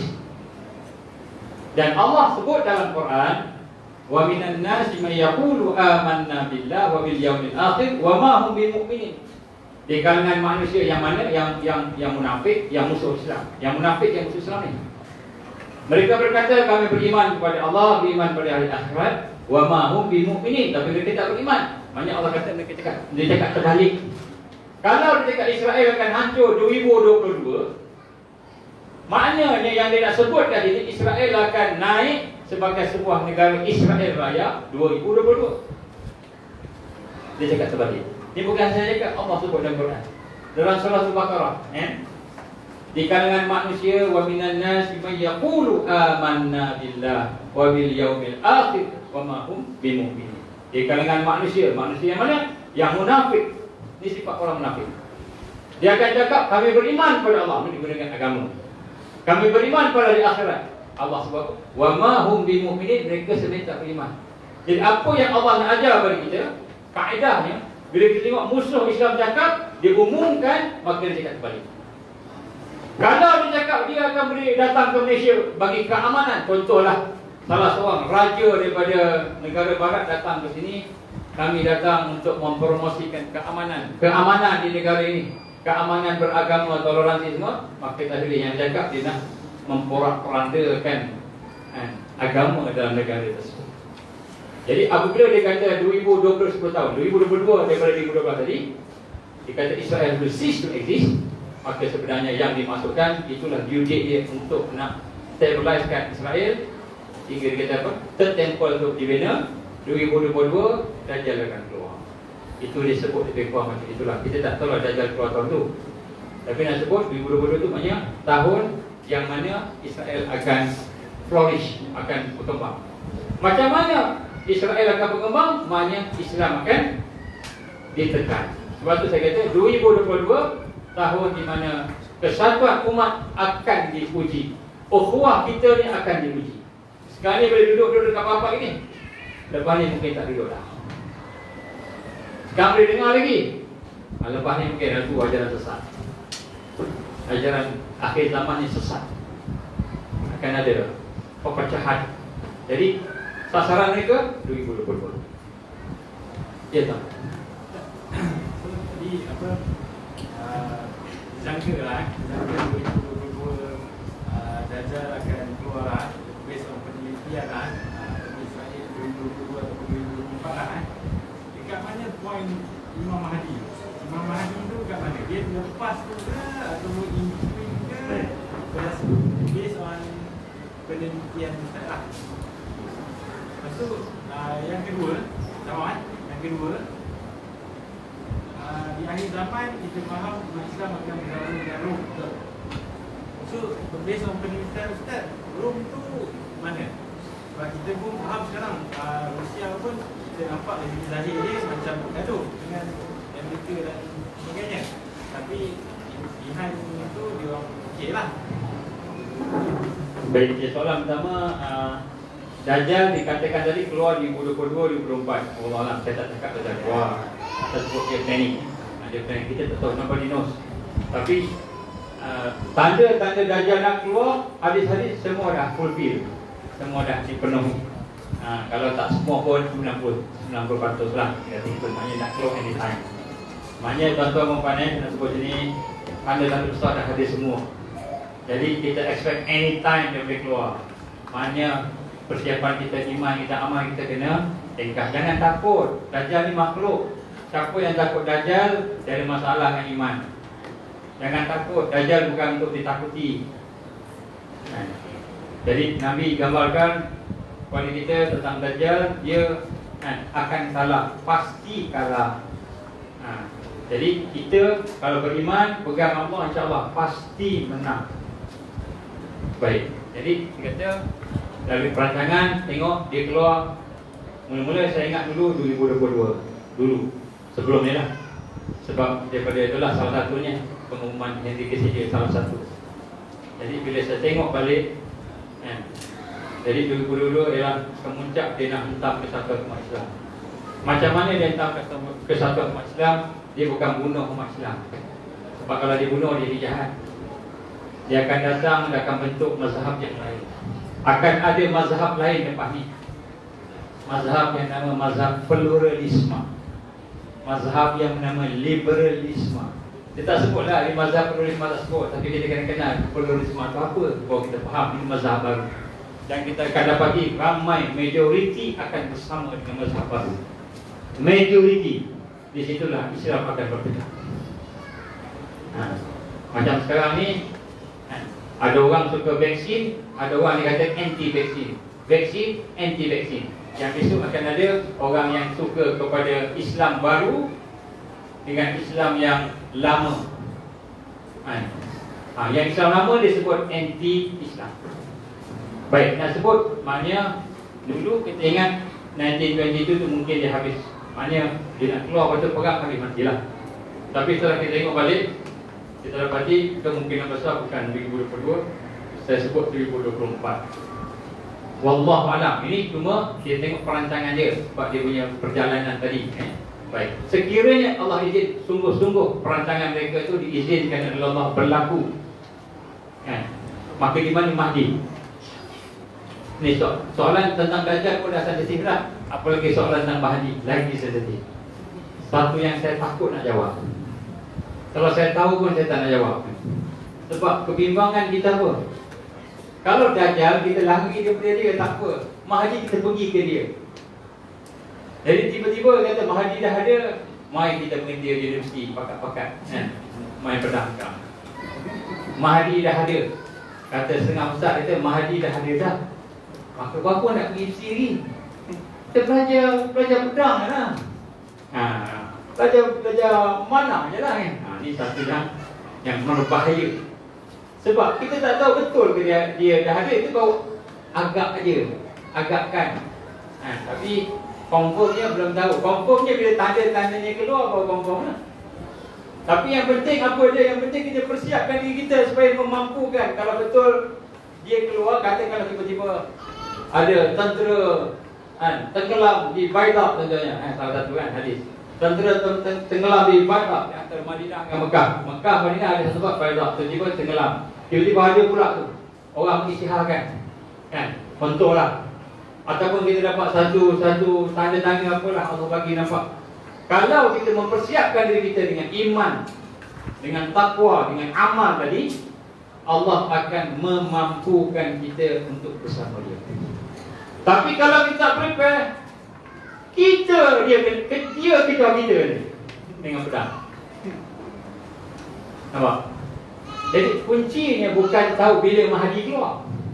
Kuncinya kita nak kena prepare diri kita supaya bersedia untuk bersama dengan Islam yang akan menang. Itu kunci dia. Macam mana nak persiapan? Kalau kita belajar di UIA ke UM ke apa, belajar betul-betul supaya kita boleh manfaatkan ilmu kita untuk sumbang kepada Islam. Katakanlah betul Mahdi ada kurang lawan Dajjal mati. Lepas Dajjal mati kita nak buat negara Islam, betul? Siapa yang jadi engineer? Semua dah pakat berhenti. Jadi Imam Mahdi ni, dia bukan kita prepare, kan? Tinggalkan dunia prepare. Ni memang hidup tak mati. Tiba-tiba hidup macam mana? Kita dah buang semua dunia kita, tiba-tiba hidup. Balik perang, rumah kena jual, tanah kena jual, tak duduk mana dah aku ni. Macam mana? Jadi persiapan untuk mati, persiapan akhirat, bukan kita buang dunia kita, tapi kita manfaatkan dunia untuk akhirat.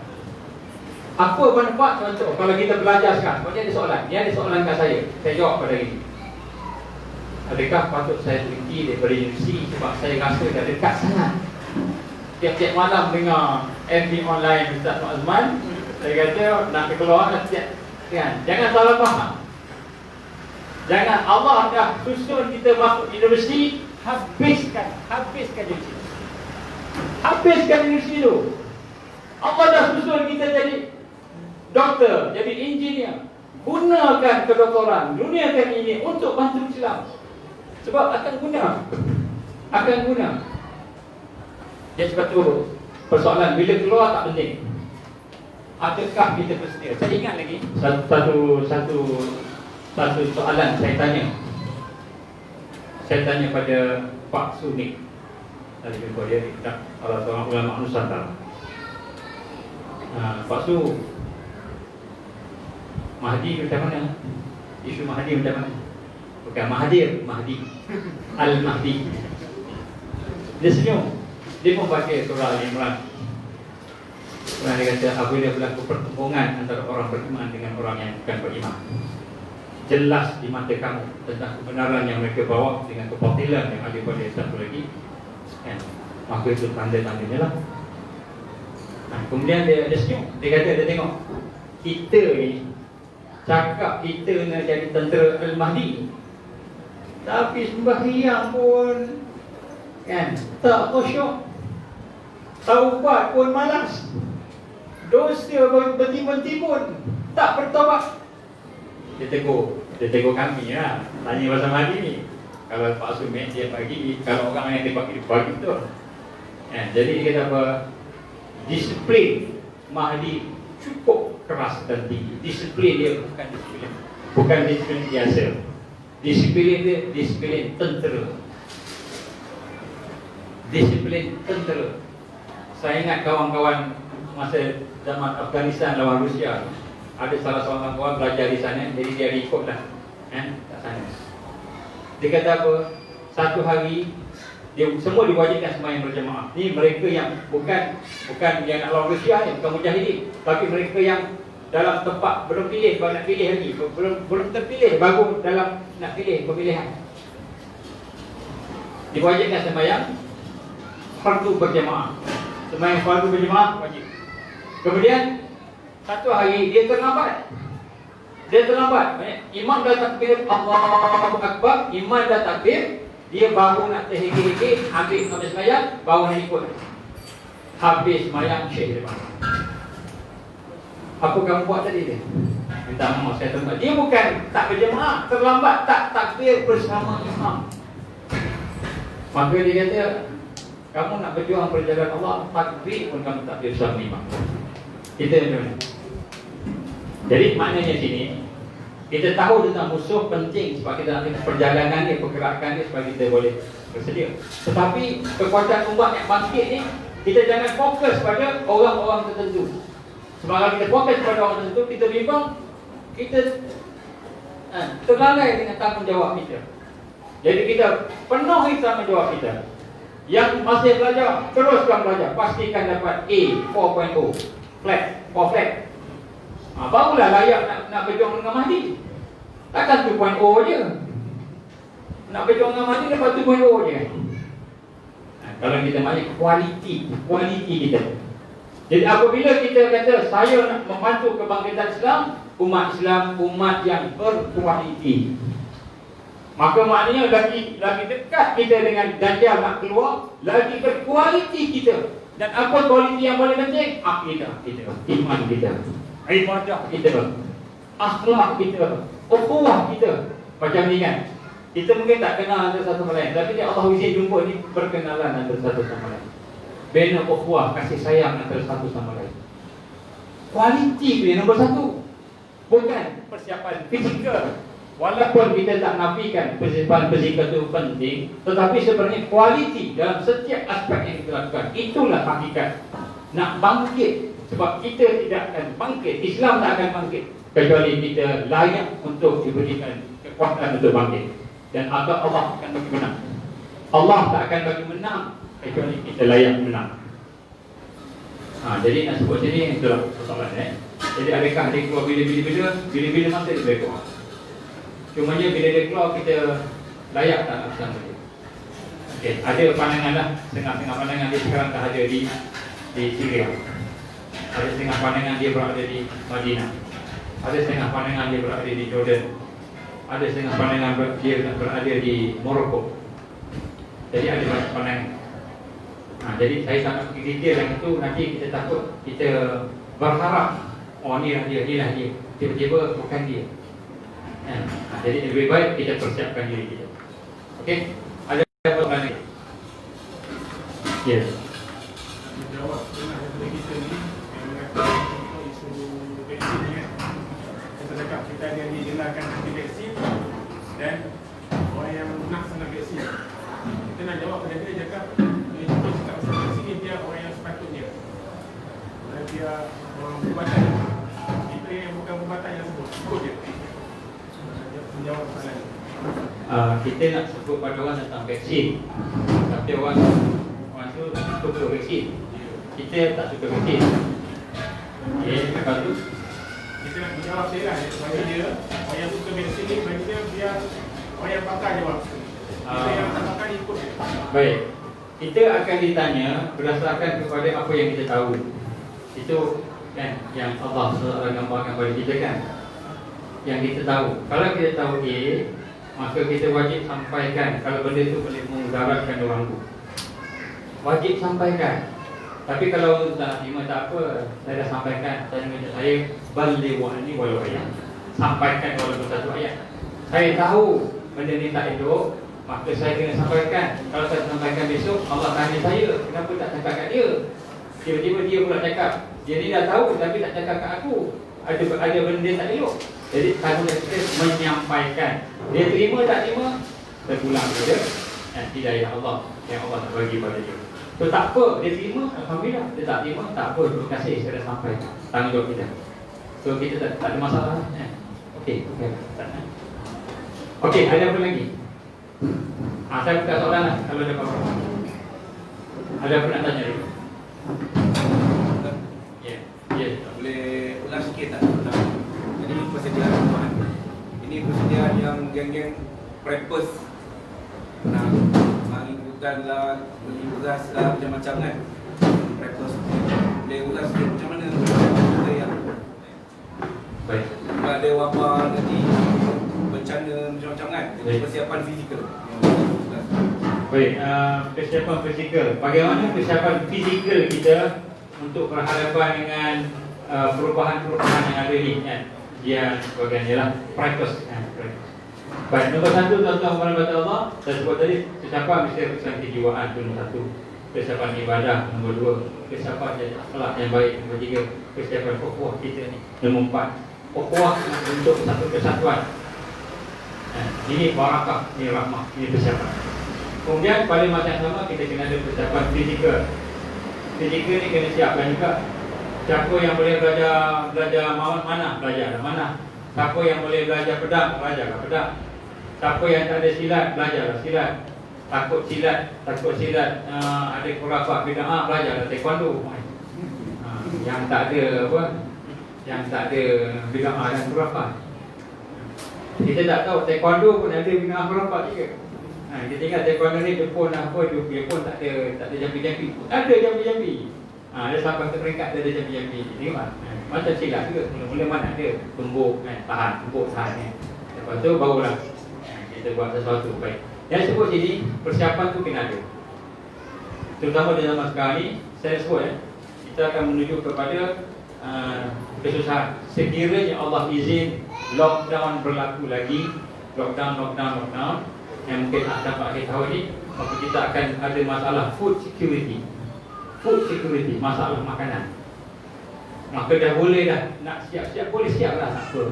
Tapi jangan berlebihan sampai kita takut sangat, tak boleh makan sebagainya. Buatlah, boleh buat. So preppers ni sebenarnya bukan orang Islam je buat, orang putih pun buat. Tapi mereka buat sebab climate change, bencana alam. Contohnya di Amerika ada tempat yang biasa kena taufan, puting beliung kan, jadi mereka buat dia kena ada. Jadi kita ni pun dah pernah nampak lah banjir sana, banjir tiba-tiba banjir lah, sesakat lah, tak sangka pun kan. Kita tak tahu, mungkin yang lain tanah runtuh pula. Jadi persiapan tu adalah satu yang biasa. Saya sendiri contohnya sebenarnya terlatih untuk nak pergi ke misi kemanusiaan bahagian bencana alam ni. Memang kita prepare diri kita. Jadi tambahan yang kita tahu yang bencana alam bakal datang dengan berita-berita, dengan kata-kata orang-orang yang berkenaan. So pada saya persiapan tu boleh siaplah. Tapi janganlah sampai kita takut, sampai kita bimbang sangat. Siaplah apa yang wajib, yang diperlukan. Contoh, ada orang tanya dengan saya ada duit banyak simpanan banyak, adakah saya nak keluarkan ke apa ke, macam mana? So saya cadangkan duit simpanan tukar emas contoh. Tukar emas tak apa. Sebagai akhir zaman Nabi bersebut tentang emas. Tukar kepada emas. Nanti banyak sangat susah nak simpan. Bagi saya simpan sikit. Saya boleh terus simpankan. Tapi kalau ada berlaku tak jumpa, halal lah pisah dia. Tapi dah berpisah, seorang pergi sana, seorang pergi sini kan, tak boleh jumpa. Jadi maknanya preparation sebenarnya Dr. Izzah sebut tadi, kita kena buat, insyaAllah. Tapi jangan sampai peringkat kita boleh berlebihan. Contoh, jual rumah sebab nak masuk hutan. Jangan sampai peringkat tu. Jual rumah sampai nak masuk hutan. Jadi sebenarnya masuk hutan ni pada saya untuk benteng kita lah, perlindungan kita. Contoh, tiba-tiba Malaysia berang, kita tak jual rumah pun kita kena lari hutan.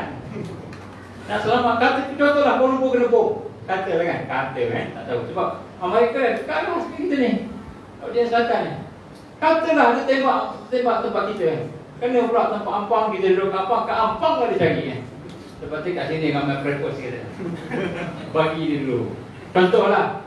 Jadi kita kena selamatkan diri kita. Masa tu adalah bag emergency kita. Bag emergency kita siapkan. Maknanya kalau ada apa berlaku, pop kita tarik tu je. Dalam tu dah ada pakaian kan. Kalau boleh, kalau dicadangkan oleh prepos, orang yang mempersiapkan untuk bencana kan, kalau boleh untuk dalam masa 90 hari. Kalau boleh. Makanan untuk 90 hari. Kalau boleh lah. Kalau tak boleh 30 hari. Kalau tak boleh 3 hari. Maknanya benda yang prepare. Maknanya untuk sementara kita nak bergerak ke tempat yang selamat. Nak gerak tempat selamat. Contoh, katalah berlaku bencana di kawasan kita, terputus semua sekali bencana alam. Jadi orang prepers ni memang dia bersiap. Itu satu. Maknanya tempat kita nak pergi itu tempat yang kita nak mencari perlindungan seandainya ada emergency, ada. Kita tahu nak pergi mana, route mana nak ikut. Tiba-tiba Malaysia mustahil tak Malaysia perang? Mustahil tak? Tak mustahil. Tambah pula orang memang mimpi perang ni. Betul, memang mimpi perang. Saya jumpa mimpi orang yang soleh-soleh kan ni, mimpi perang berlaku. Tapi saya kata tak boleh jadi hujah. Tapi mustahil, tak mustahil. Jadi kita kena prepare je lah, just in case. Okey, lepas beberapa bulan tengok tak perang juga, makan lah benda tu. Ganti pula benda lain. Refresh. Jadi preparation tu ada, tapi jangan sampai kelangkah. Baik, adakah kita kena jual rumah nak masuk hutan? Baik, konsep Al-Kahfi. Konsep Al-Kahfi dia hanya keluar daripada tempat dia tu apabila nyawanya terancam, akidahnya terancam, agamanya terancam, dua ni. Jadi sekarang ni terancam tak? Belum terancam lagi. Jadi adakah dia pergi ke masuk dalam gua tu, dia nak buat rumah kat situ, kondo kat situ? Konsep dia keluar untuk kondo, nak buat perkampungan? Bukan. Ini konsep nak menyelamatkan, ini nombor satu. Ini konsep menyelamatkan diri kita. Jadi sebab tu adakah kita kena pindah ke mana-mana? Kan? Pindah ke mana-mana seandainya nyawa kita terancam, agama kita terancam, wajib kita hijrah. Nak selamatkan nyawa dan agama dan nyawa. Baik, seandainya tidak, kita wajib pertahankan diri kita. Pertahankan diri kita. Andai kata kita pertahankan diri kita, tiba-tiba mati kat situ, syahid fisabilillah. Dan tuan-tuan perempuan, jangan kita ingat kita lari daripada bandar, umur kita panjang sikit. Jangan. Umur kita dah tetap dah. Kalau umur kita 65 tahun lah kita mati ni. Kalau umur kita sampai tahun depan lah kita mati. Kita buat apa pun, fa iza jaa ajaluhum la yastakhiruna sa'ah wa la yastaqdimun. Sampai ajal tak lambat satu saat, tak cepat satu saat. Maknanya apa? Kita masuk ke hutan ataupun buat perkampungan bukan sebab lari takut, bukan. Siapa yang pergi dengan sebab lari dan takut, niat dah tak betul lah. Maknanya dia nak dunia, al-wahan tu ada kat situ. Kita pergi ke satu tempat, okey, kenapa kita nak buat perkampungan Islam? Sebab kita nak pilih jiran-jiran yang soleh-solehah, supaya boleh bantu-membantu membentuk satu jama'i, satu suasana yang harmoni. Jadi mestikah kat hutan? Tak mesti. Mungkin kat sini, mungkin kat sana. Tapi maknanya tujuan kita buat perkampungan itu supaya perkampungan itu ada bi'ah yang tarbawiyah, ada suasana yang boleh mendidik kita, ada sahabat-sahabat yang soleh yang tolong-menolong dalam keadaan susah. Kita pergi satu tempat, tiba-tiba tengok jiran kita tu teruk. Dah lebih teruk daripada jiran aku kat bandar. Macam mana? Jadi sebab itu kita kena faham konsep dia. Nombor satu, konsep kita Islamic Village ni, nombor satu, akhir zaman. Saya sebut pasal akhir zaman. Nombor satu, kerana kita nak selamatkan din dan nyawa kita. Maknanya dalam konsep benteng, kita dah tahu dah, dekat Batu Cave ada cave yang ada gua yang dikuasai oleh Hindu. Sebelah sana pula tak ada orang. Ini kita punya. Berlaku kita duduk kat gombak, berlaku masuk situ. Dalam gua, duduk dalam gua. Katakanlah gombak kena serang dengan jurus. Kata kita dah ada gua, kita dah tahu nak ke mana. Orang yang tak tahu nak cakap, nak ke mana, nak ke mana. Mati situ. Lah walaupun mati dalam masa kat situ, tapi nak sebut dia tak tahu, tak bersedia. Allah suruh kita bersedia. Baik. Jadi pertama konsep menyelamatkan agama, menyelamatkan nyawa. Itu satu. Yang kedua, konsep kita buat perkampungan Islam, perkampungan akhir zaman, supaya kita boleh bersama-sama dengan kawan-kawan sahabat kita yang kita kenal, yang sama-sama kita bina kuatan tadi, supaya bila berlaku kesusahan itu tolong-menolong. Dan tuan-tuan perempuan sekalian, memang kita kena tolong-menolong, wajib tolong-menolong ni sekarang ni. Kerana memang kita tak mampu nak lawan seorang-seorang.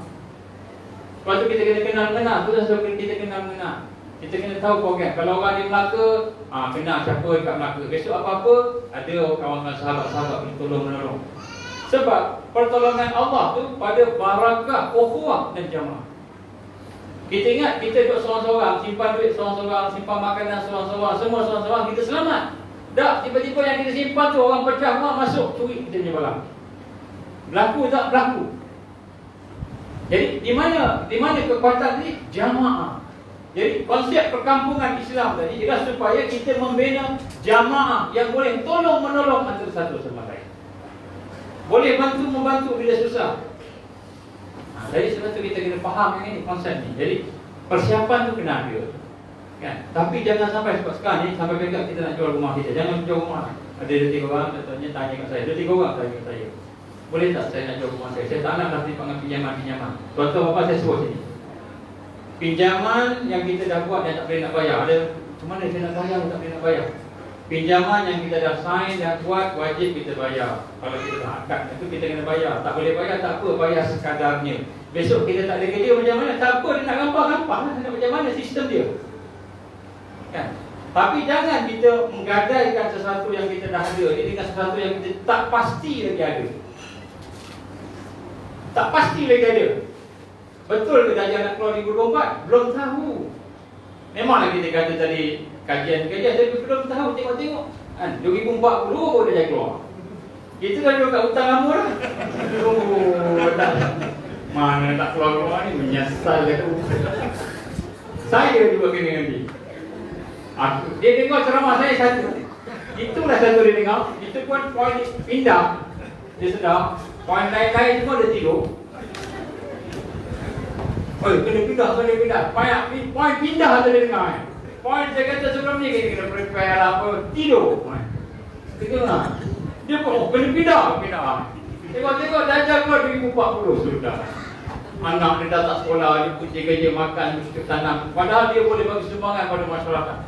Macam-macam dia boleh buat. Kan kelakar. Lepas tu apa kita tahu? Tapi kadang-kadang fikir kita macam tu kan? Betul? Islam tidak memberatkan kita, melainkan apa yang kita mampu. Okey, saya bagi satu rahsia. Apa rahsia? Rahsia yang tuan-tuan, dia boleh rancang apa dia nak rancang. Dia boleh buat apa dia nak buat. Dia boleh hina kita, kutuk kita, tangkap kita, bunuh kita. Bila Islam menang, Islam akan guna semua yang dia buat untuk kebaikan Islam. Contoh, sistem digital currency. Kita boleh tak nak elak digital currency? Saya tanya ke tuan-tuan sekarang ni bawa banyak cash ke bawa sikit cash? Sikit cash kan? Habis cash yang lain kat mana? Dalam kad kan? Dalam kad. Saya pun tak ada duit. Dalam kad kan? Kredit kad ke debit kad kan? Kita ni dah 80% transaksi kita dalam digital. Tak percaya cuba cek balik.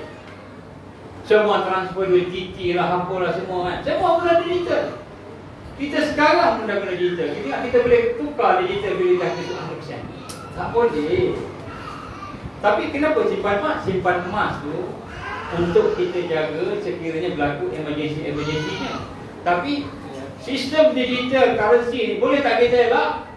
Secara akal logiknya tidak boleh elak. Jadi apa maksud tidak boleh elak? Maknanya kita kena melalui dia dengan keadaan seminima yang boleh pergantungan kita pada sistem Dajjal. Jadinya kita akan terpaksa duduk dalam sistem dia. Mungkin vaksin pun terpaksa ambil. Contoh. Ataupun digital currency terpaksa ambil. Chip kena ambil. Kalau tak ada chip ni besok, tak boleh buat mana-mana. Keluar pula dalam satu apa namanya mesej tadi. KJ dalam tak tahu betul ke tak tahu, tapi dia tulis kita dah nampak dah jalan-jalan di Titi Wangsa ni, banjaran Titi Wangsa ni nak pergi ke kawasan ni. Ini tempat untuk pelancongan, bakul pelancongan. Wah, ada satu datang kata dia dah tahu dah tempat kita. Dia dah tahu tempat kita nak sembunyi. Siap hari ni dapat pelancongan pula. Alah, rosak program kita. Sabarlah. Dia tahu semua. Kita tak? Ada masa kita tak boleh lari dah. Jadi apa nak buat? Baik, yang pertama kita mantapkan diri kita dah sebut tadi, preparation. Yang kedua, kita kurangkan pergantungan kita dengan sistem semaksimal yang boleh. Contoh, sistem makanan. Kalau kita tahu akan ada masalah food security dalam setahun 2 ni, InsyaAllah akan ada. Kalau ikut perancangan dia. Ni saya sebut ni benda yang WEF dah sebut. Nanti saya akan sebut. Isnin malam atau saya akan sebut. Dia orang dah sebut dah. Jadi apa yang dia sebut ni, kita kata ini plan dia. Baik. Katakan kita akan baharu dengan food security. Jadi apa nak buat? Jadi kita mulalah apa ni, berfikir tanam. Contohnya anak-anak muda sebelah sini, okey, semua tanam dan pertanian. Anak-anak muda sebelah sini contohnya kan, bahagian marketing. Jadi kita buat sistem kita. Itu maksudnya kita kurangkan pergantungan sistem dia. Bila kita kurang pergantungan sistem dia, maka kuranglah kita ni nak terdedah dengan kesesatan yang dia nak bawa. Dia nak tahan macam salah seorang tuan guru dekat tadi. Saya ni dah pencen, kata. Jadi saya ni kalau dia nak buang kerja pun saya dah tak kerja. Kalau saya nak potong gaji pun saya dah tak ambil gaji dengan dia dah, kata. Jadi kita dah tak ada ikatan, ketakutan dengan dia. Yang kita takut bila kita bergantung dengan sistem dia. Bila kita bergantung dengan sistem dia, itu yang kita kena. Ya, sebab itu, bila kita tahu tentang ekonomi, macam mana kita nak keluar daripada pergantungan pada sistem ekonomi dia supaya kita boleh survive. Makanan, macam mana? Sebab itu tuan-tuan membaik, kena ada di kalangan kita yang mungkin akan buat bahagian pertanian. Ini kata jamaah. Akan sebahagian buat tentang penternakan, bahagian ikan-ikan. Kita dah tak bergantung dah dengan internet. Mungkin orang lain bergantung dengan antarabangsa. Tapi antarabangsa dah tak ada dah. Food security maknanya dia import ekspor dah tak ada. So kita masih boleh survive. Itu maksud dia. Jadi bila kita tahu tentang perkara itu, kita boleh survive dengan sebab kita memahami sistem ni, perlu kita keluar daripada sistem. Sehingga akhirnya kita boleh duduk hidup tinggi. Tak semestinya dekat hutan, tak mesti dekat bandar. Tapi bagi mereka yang boleh buat perkampungan tu dengan keadaan terjaga, sistem yang terjaga, suasana yang terjaga, baguslah. Maknanya dia dah independen. Tapi saya minta jangan sampai kita membebankan diri kita sendiri. Sebab Allah akan bagi mengikut kemampuan kita. Dan saya tahu kita semua takut. Kita bayangkan Dajjal akan datang paksa kita semua. Dajjal boleh buat apa saja, tapi iman kita ada, jamaah kuah kita ada, insya-Allah barakah bersama kita. Allah akan tolong kita. Janji Allah akan tolong orang beriman. Boleh ke Prof? Jadi apakah bala yang nak persiapan, nanti insya-Allah kita akan buat. Kita akan senaraikan. Contohnya dalam beg emergency tu apa nak ada. Jadi kawan-kawan kita dah buat dah benda ni. Cuma kita nak saktikan dia. InsyaAllah. Allah ada apa lagi soalan? Ya tuan. Saya nak tahu soalan saya sama ada saya dah jelaskan kerana saya terlupa dah. Ya. Saya nak tanya sekarang pemahaman beza pemahaman Islam tentang Isa al-Masih dengan non-Muslim contoh macam Yahudi dengan Dajjal al-Masih, apa perbezaan pemahaman antara kita dengan dua orang pemahaman? Baik, apa beza kefahaman Isa al-Masih kita, Nabi Isa lah, dengan mungkin orang Yahudi kan, dengan orang-orang Kristian kan. Baik, jadi Isa kita macam kita tahulah Nabi Isa akan turun kan, Nabi Isa akan turun dan akan membunuh Dajjal. Pada orang Yahudi dia panggil Malik Messiah, Al-Masih, Raja Al-Masih. Ini perkataan dalam Old Testament dia. Maksudnya orang Yahudi memang dia tunggu raja dia sebut raja. Jadi itulah salah satu tanda Dajjal, dia keturunan raja. Jadi kalau keturunan raja kita ni orang biasa-biasa ni kan, insya-Allah bukan Dajjal lah kan. Dajjal kecil lah kan. Baik. Sebut pada dia raja. Maknanya ketua. Tapi bagi kita raja tu adalah Dajjal. Bagi kita yang dimasukkan Malik Messiah itu adalah Dajjal. Bagi dia penyelamat, savior. Bagi orang Kristian pula, Dajjal ini dia panggil Antichrist, yang akan menyamar jadi Nabi Isa pada orang Kristian. Dan dia juga yakin Isa akan turun. Tapi kepercayaan itu Isa akan turun dan dia akan mengembangkan agama Kristian, sehingga akhirnya agama Islam itu dia akan habiskan. Itu pandangan dia lah. Jadi sebenarnya tentang Isa turun tu tiga agama samawi ni ada konsepnya, cuma perlainan antara satu sama lain. Kita Al-Masih, Isa turun sebagai orang yang akan menyelamatkan Islam. Kemudian Kristian pun juga Yesus akan menyelamatkan dia, tapi dia ada konsep anti-Christ. Cuma Yahudi dia tak ada konsep dajjal, tak ada.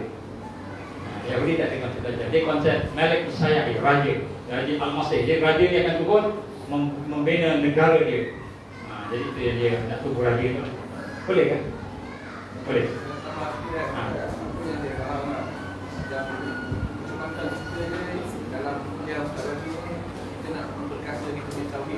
Ya. Saya apa yang saya faham, isu dajjal sebenarnya timbul tiba-tiba pipis cepat cerita kan. Apa yang deplay sistem ni selama bertahun-tahun ni macam daripada dendam dia kepada Adam lah. Ya. Betul. Jadi asal usul dendam musuh semua di iblis.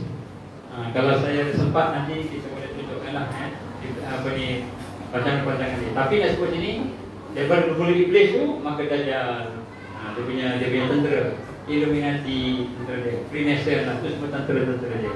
Dajjal ni kata ketua dia. Jadi rekod kita betul lah tu. Betul. Ada lagi soalan atau mana perkara? Ya, ada apa lagi? Akak-akak ke? Ada apa nak tanya? Okey ke?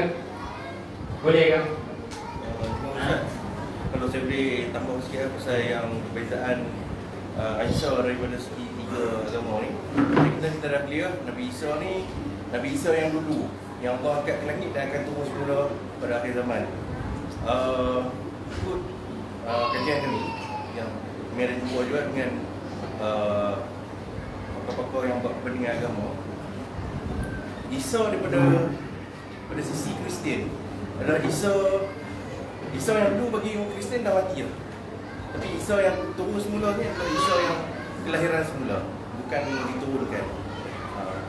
Itu yang ketiga, dari Yahudi ni sebenarnya pun tunggu Isa, tapi masalahnya dalam kitab-kitab yang ada dia orang dah diseleweng. Jadi raja yang dia orang tunggu tu sebenarnya adalah Dajjal tu. Baik, jadi lebih kuasa pula sebut tadi orang Kristian panggil Isa tu reborn, lahir semula. Dia sebut dia itulah. Sebab dia kata Isa mati kan, kat tanah hadis tu. So Isa ni dilahirkan semula. Tapi konsepnya Isa juga lah, turunkan, dilahirkan. Okey, ada apa lagi? Soalan-soalan? Ada apa lagi tak?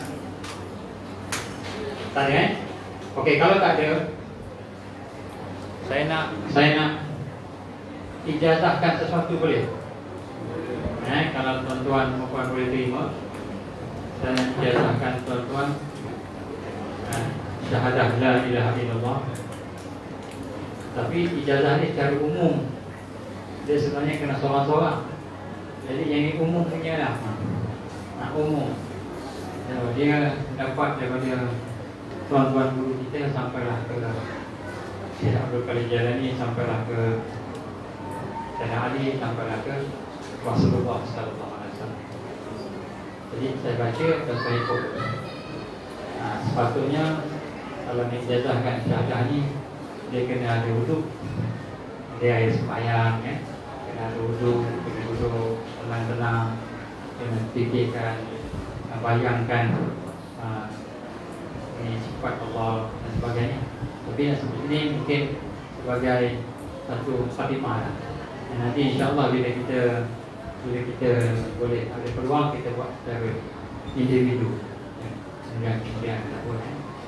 Baik, apa yang kita sebut sini, Sayyidina Ali karamahullah dia telah bertanya dan berjumpa dengan Rasulullah, dan Rasulullah telah pun memberitahu tentang amalan yang paling mudah, yang paling ringan, yang paling cepat untuk sampai kepada saya.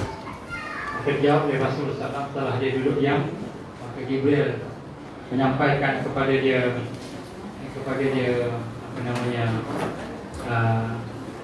wahyu.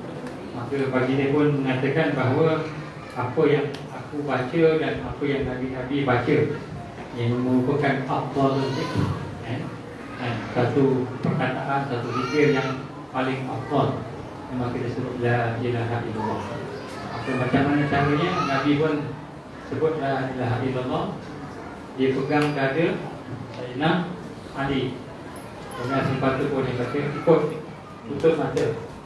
Nabi tutup mata, kemudian Sayyidina Ali pun tutup mata. Kemudian Nabi pun baca la ilaha illallah dengan keadaan tutup mata. Kemudian Sayyidina Ali pun ikut. Jadi bila dah diajar sebanyak 3 kali dibaca, maka selepas itu Sayyidina Ali Rasulullah pun ajar sahabat-sahabat yang lain. Ada yang dia ajar Sayyidina Ali dan sebagainya. Ini antara kaedah yang digambarkan oleh tuan-tuan dulu kita lah. Dia ada sanad dia. Dia ada sanad dia. Sanad dia maknanya daripada kita tuan ni, tapi kita nak sebut satu-satu tu panjang lah. Jadi kita sebut yang besar-besar dia. Yang besar-besar apa? Dia sampai ke Abu Khadijah tadi. Rahimahullah merupakan cucu dia Rasulullah SAW yang ke-17, keturunan ke-17. Itu naik sampai ke Sayyidina Ali. Daripada Hasan ke Sayyidina Ali. Radhiyallahu anhu sampai ke Rasulullah SAW. Tapi yang kita buat ni tak sempurna sebab kita buat secara ramai ini. Tapi nak sebut kita berlatih dulu, dan selepas kita buat ni kita kena amalkan. Kita kena amalkan. Nanti saya akan sebut kita kena amalkan. Boleh kan? Tanpa yang naik. So kita harap bila kita faham akan kaedah ini, maka kita harap kita akan mudah nak amalkan zikir la ilaha illallah. Sebahagian mungkin dah ada, tapi sebelum ni saya tak sebut ijazahnya, saya cuma bacakan. Oleh kerana ramai ni dan ambil peluang lah kita cuba. Baik, mula saya akan baca la ilaha illallah. La ilaha illallah itu 6 harakat. Lagi panjang lagi bagus, 6 harakat lah. Ataupun paling pendek 2 harakat. La ilaha illallah. Beri macam itu. Dan bila saya baca, maka contoh pun ikut la ilaha illallah. Baca dengan lidah dan baca dengan hati. Baca dulu. Jangan lidah aja. Hati pun baca sama. Kemudian mata tutup, dan mata tutup. Kemudian nak bayangkan sifat-sifat Allah yang hebat. Apa yang kita paling hebat, kita boleh bayangkan sifat Allah. Contohnya kita baru dapat nikmat, dapat satu rezeki daripada Allah. Maka kita nak bayangkan Allah Ar-Rahman. Nak baca la ilaha illallah dengan perasaan sayang pada Allah. Kalau kita sedang masalah, sedang dalam keadaan masalah, sedang dalam keadaan susah, nak ada benda mengganggu kita, maka kita nak bayangkan pasal la ilaha illallah tu perasaan apa? Perasaan nak tunduk, nak bergantung pada Allah, nak minta pada Allah, nak rendahkan diri pada Allah. Rasa ya Allah, Engkaulah tempat aku bergantung, Engkaulah tempat aku berharap, Engkaulah tempat aku memohon. Ya Allah, tolonglah aku. Perasaan seperti kata Imam Ahmad, dia kata apa? Seperti seseorang yang naik kapal, tiba-tiba dia terjatuh ke dalam laut. Jatuh dalam laut, dan kemudian lepas tu dia nak lemas. Tak ada apa-apa pun dia pegang kecuali Allah saja. So kita bayangkan kalau kita sedang ada masalah, kita sedang nak lemas, tak ada apa-apa, maka hati kita rendahkan pada Allah. Hati kita minta pada Allah Subhanahu Wa Taala supaya rasa bahawa kita berharap sangat pada dia, bergantung pada dia, bertawakal pada dia. Boleh. Jadi sekarang ni tuan-tuan tenangkan fikiran. Bila kita baca istighfar dulu, tuan-tuan tenangkan fikiran, cuba fikir apa sifat Allah yang paling mengesani hati kita sekarang. Dalam hidup kita ni sekarang, ada orang yang gembira, ada orang yang sedih, ada orang yang tak rasa apa-apa. Mungkin ramai juga tak rasa apa-apa. Yang tak rasa apa-apa, bayangkanlah sesuatu yang kita suka, supaya kita rendahkan hati kita, sayang pada Allah. Jadi bila kita sebut la ilaha illallah, bila kita sebut tu, dengan lidah kita, dengan hati kita, dan kemudian hati kita nak rasa sesuatu, nak belajar merasai sifat Allah. Boleh. Jadi kita akan sifat dulu, lepas tu kita akan selawat kepada Rasulullah, lepas tu kita akan baca doa. Okey, kita tutup mata dulu. Tutup mata, kita relax tenang, sedut nafas, keluarkan nafas, sedut nafas, keluarkan nafas. Relax. Astaghfirullahaladzim, Astaghfirullahaladzim, Astaghfirullahaladzim, Astaghfirullahaladzim, Astaghfirullahaladzim, Astaghfirullahaladzim, Astaghfirullahaladzim. Allahumma salli ala sayyidina Muhammad wa ala ali sayyidina Muhammad kama shallaita ala sayyidina Ibrahim wa ala ali sayyidina Ibrahim wa barik ala sayyidina Muhammad wa ala ali sayyidina Muhammad kama barakta ala sayyidina Ibrahim wa ala ali sayyidina Ibrahim fil alamin innaka Hamidum Majid. Saya akan bacakan malah ya Allah terbaiknya panjang dia macam mana. Baca dengan lidah, baca dengan hati, dan hati cuba rasa.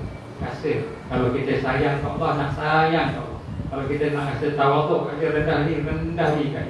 Kalau kita rasa takut, mungkin rasa takut perasaan kita pada Allah. Kita nak explore, kita nak pilih baca itu, kita nak rasa bersama dengan kalimah. Bismillahirrahmanirrahim. La ilaha illallah.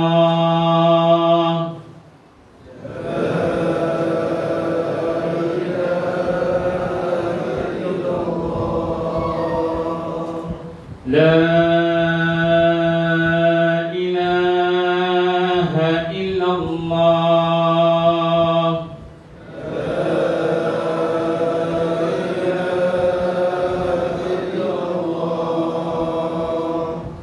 La ilaha illallah.